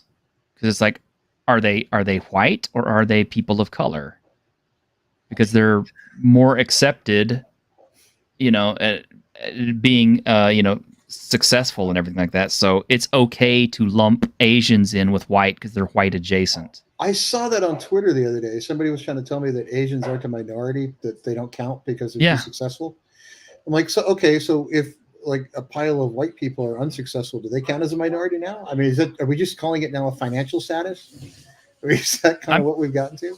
I mean, it's like, how many people are going to be called white coded now at this point? I mean, because you got actual, Europeans who are white coded, you got Hispanics who are white coded, you got Asians who are white adjacent, Jewish people are white coded. I mean, it's just like, okay, so are we just like turning this into like a straight up anybody who is black and anybody who is not black thing? I mean, this is what it seems like. Eventually, it's going to get to the point where they're going to start looking at Native Americans and, Western, Southwest European or Southwest Asians as, being white and everything else. It's just going to be just like two color. That's it. It's either black or it's not black. I don't know. We shall see. We shall see. I mean, it's a strange world we're living in, and I don't know how much that's really starting to complicate the things that we like, but I don't like it. I liked it better when we just sat down at the table and we didn't give a shit what color the guy was sitting across from us. We just played. Yeah, I can't remember a time when until Hasbro brought it up that I ever gave a shit one way or the other. And now it's like they're trying to pressure you into making sure at your table you have, I'm like, can I just get a bunch of people that want to play to show up on a regular basis? Yeah. Yeah, that's enough of a challenge. Yeah. It's just like, it's getting everybody's schedule to line up in the first place. It's like, if you're sitting down at the table for me, I don't care what your gonads look like, or if you have any, or what your genitals are, or your pronouns, or just do you play? Yeah, okay, cool. I'm only interacting with your character. And since you guys are Gen X, I have to ask a question. Do you miss the days when nobody knew, questioned, or cared about what other people did in the bedroom? Exactly. Yeah. I mean, behind the scenes, people would tell me, "Oh yeah, they're into BDSM," and I'm like, "So they're not doing it at the table." I don't care. You, I'll do me. We'll both be happy, right? I mean, yeah, like if he brings out a bunch of handcuffs and stuff and like starts beating his wife with a whip or something at the table, then we might have a problem. I might decide, I think it's time for me to get up and leave because only if you cheat on your dice rolls. It's like being single for the first time in forever. I've been single for a couple of years, but I was married for 13 years. It's like now everybody, when I go out, people are like, "Oh, you're this, you're that." It's like people are trying to categorize me, and I'm like, okay, I had to look up cisgendered when somebody first called me that. I was like, what the hell does that mean? I'm like, can't you just call me straight? Can we just stop there and not have to have like another category, right? And it's like it's like we have to. And one came up the other day. I was like, what the hell is that? I had to go start Googling things, and some part of me doesn't want to at some level because I'm afraid of what's going to come up. But I'm like, when did we have to come up with 37 buckets? And do I have to wear a little patch that tells people at this point? I mean, because it's people are going to tell you in the first 10 minutes, no matter what, right? So it's like, I don't really feel like I should have to do that. It just seems weird to me. I don't understand it either. It's just like, let's. It's kind of like politics at the gaming table. You don't do that. Religion at the gaming table. You don't do that. So why do we need to discuss sex, sexual dynamics, and all that other stuff at the table? That's off the table.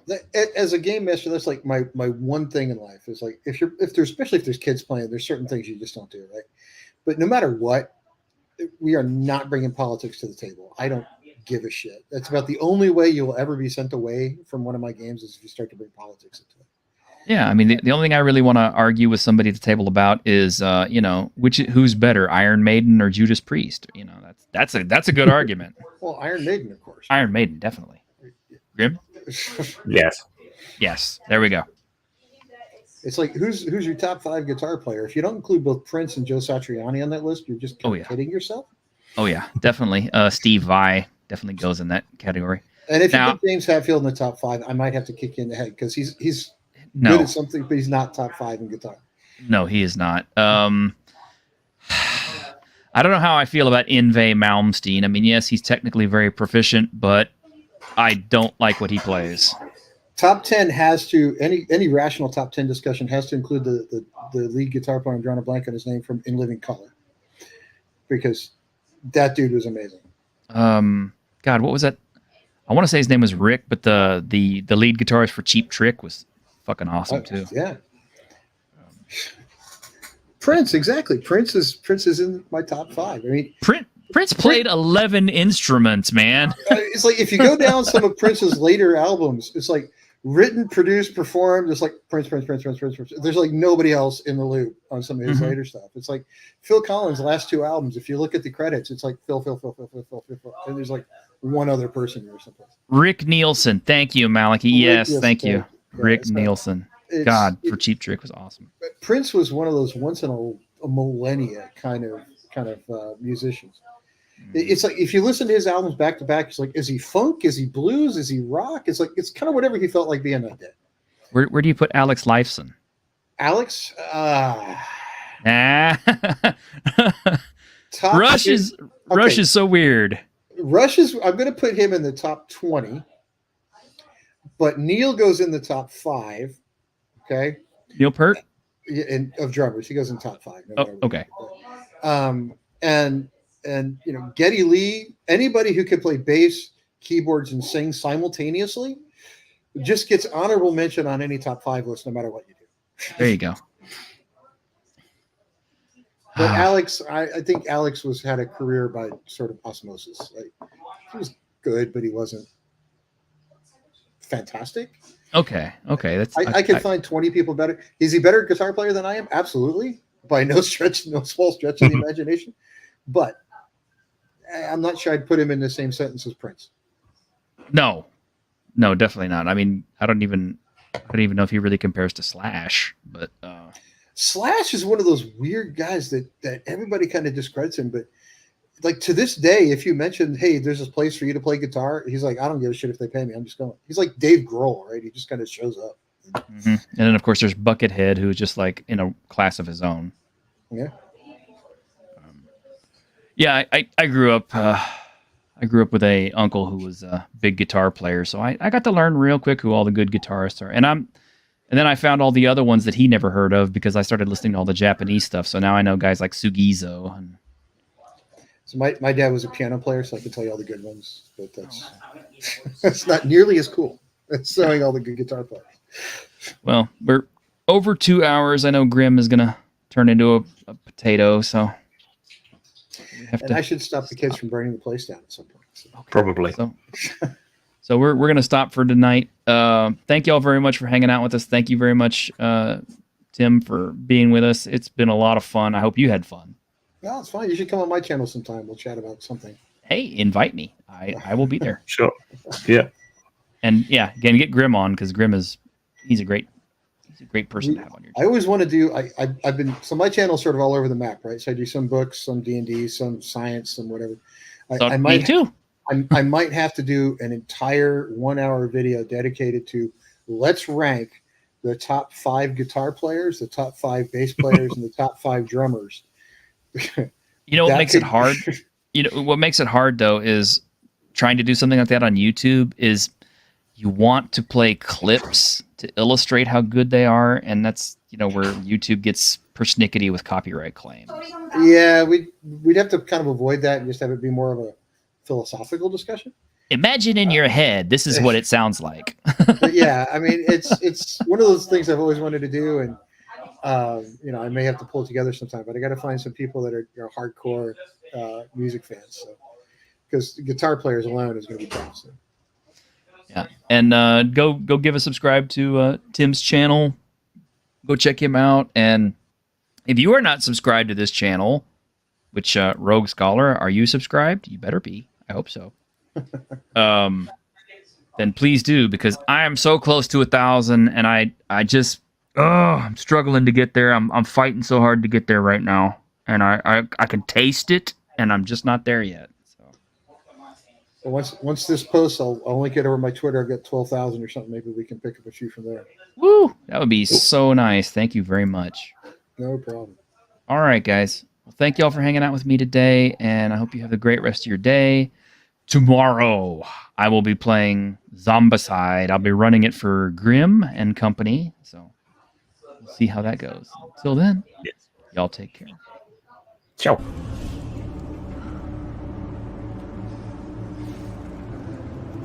On behalf of the staff of the Independent California Motel, I wish you all sweet dreams.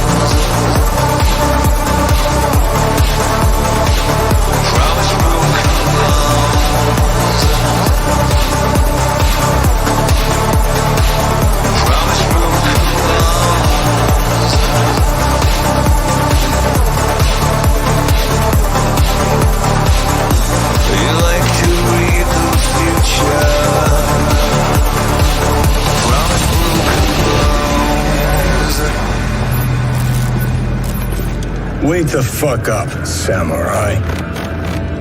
We have a city to burn.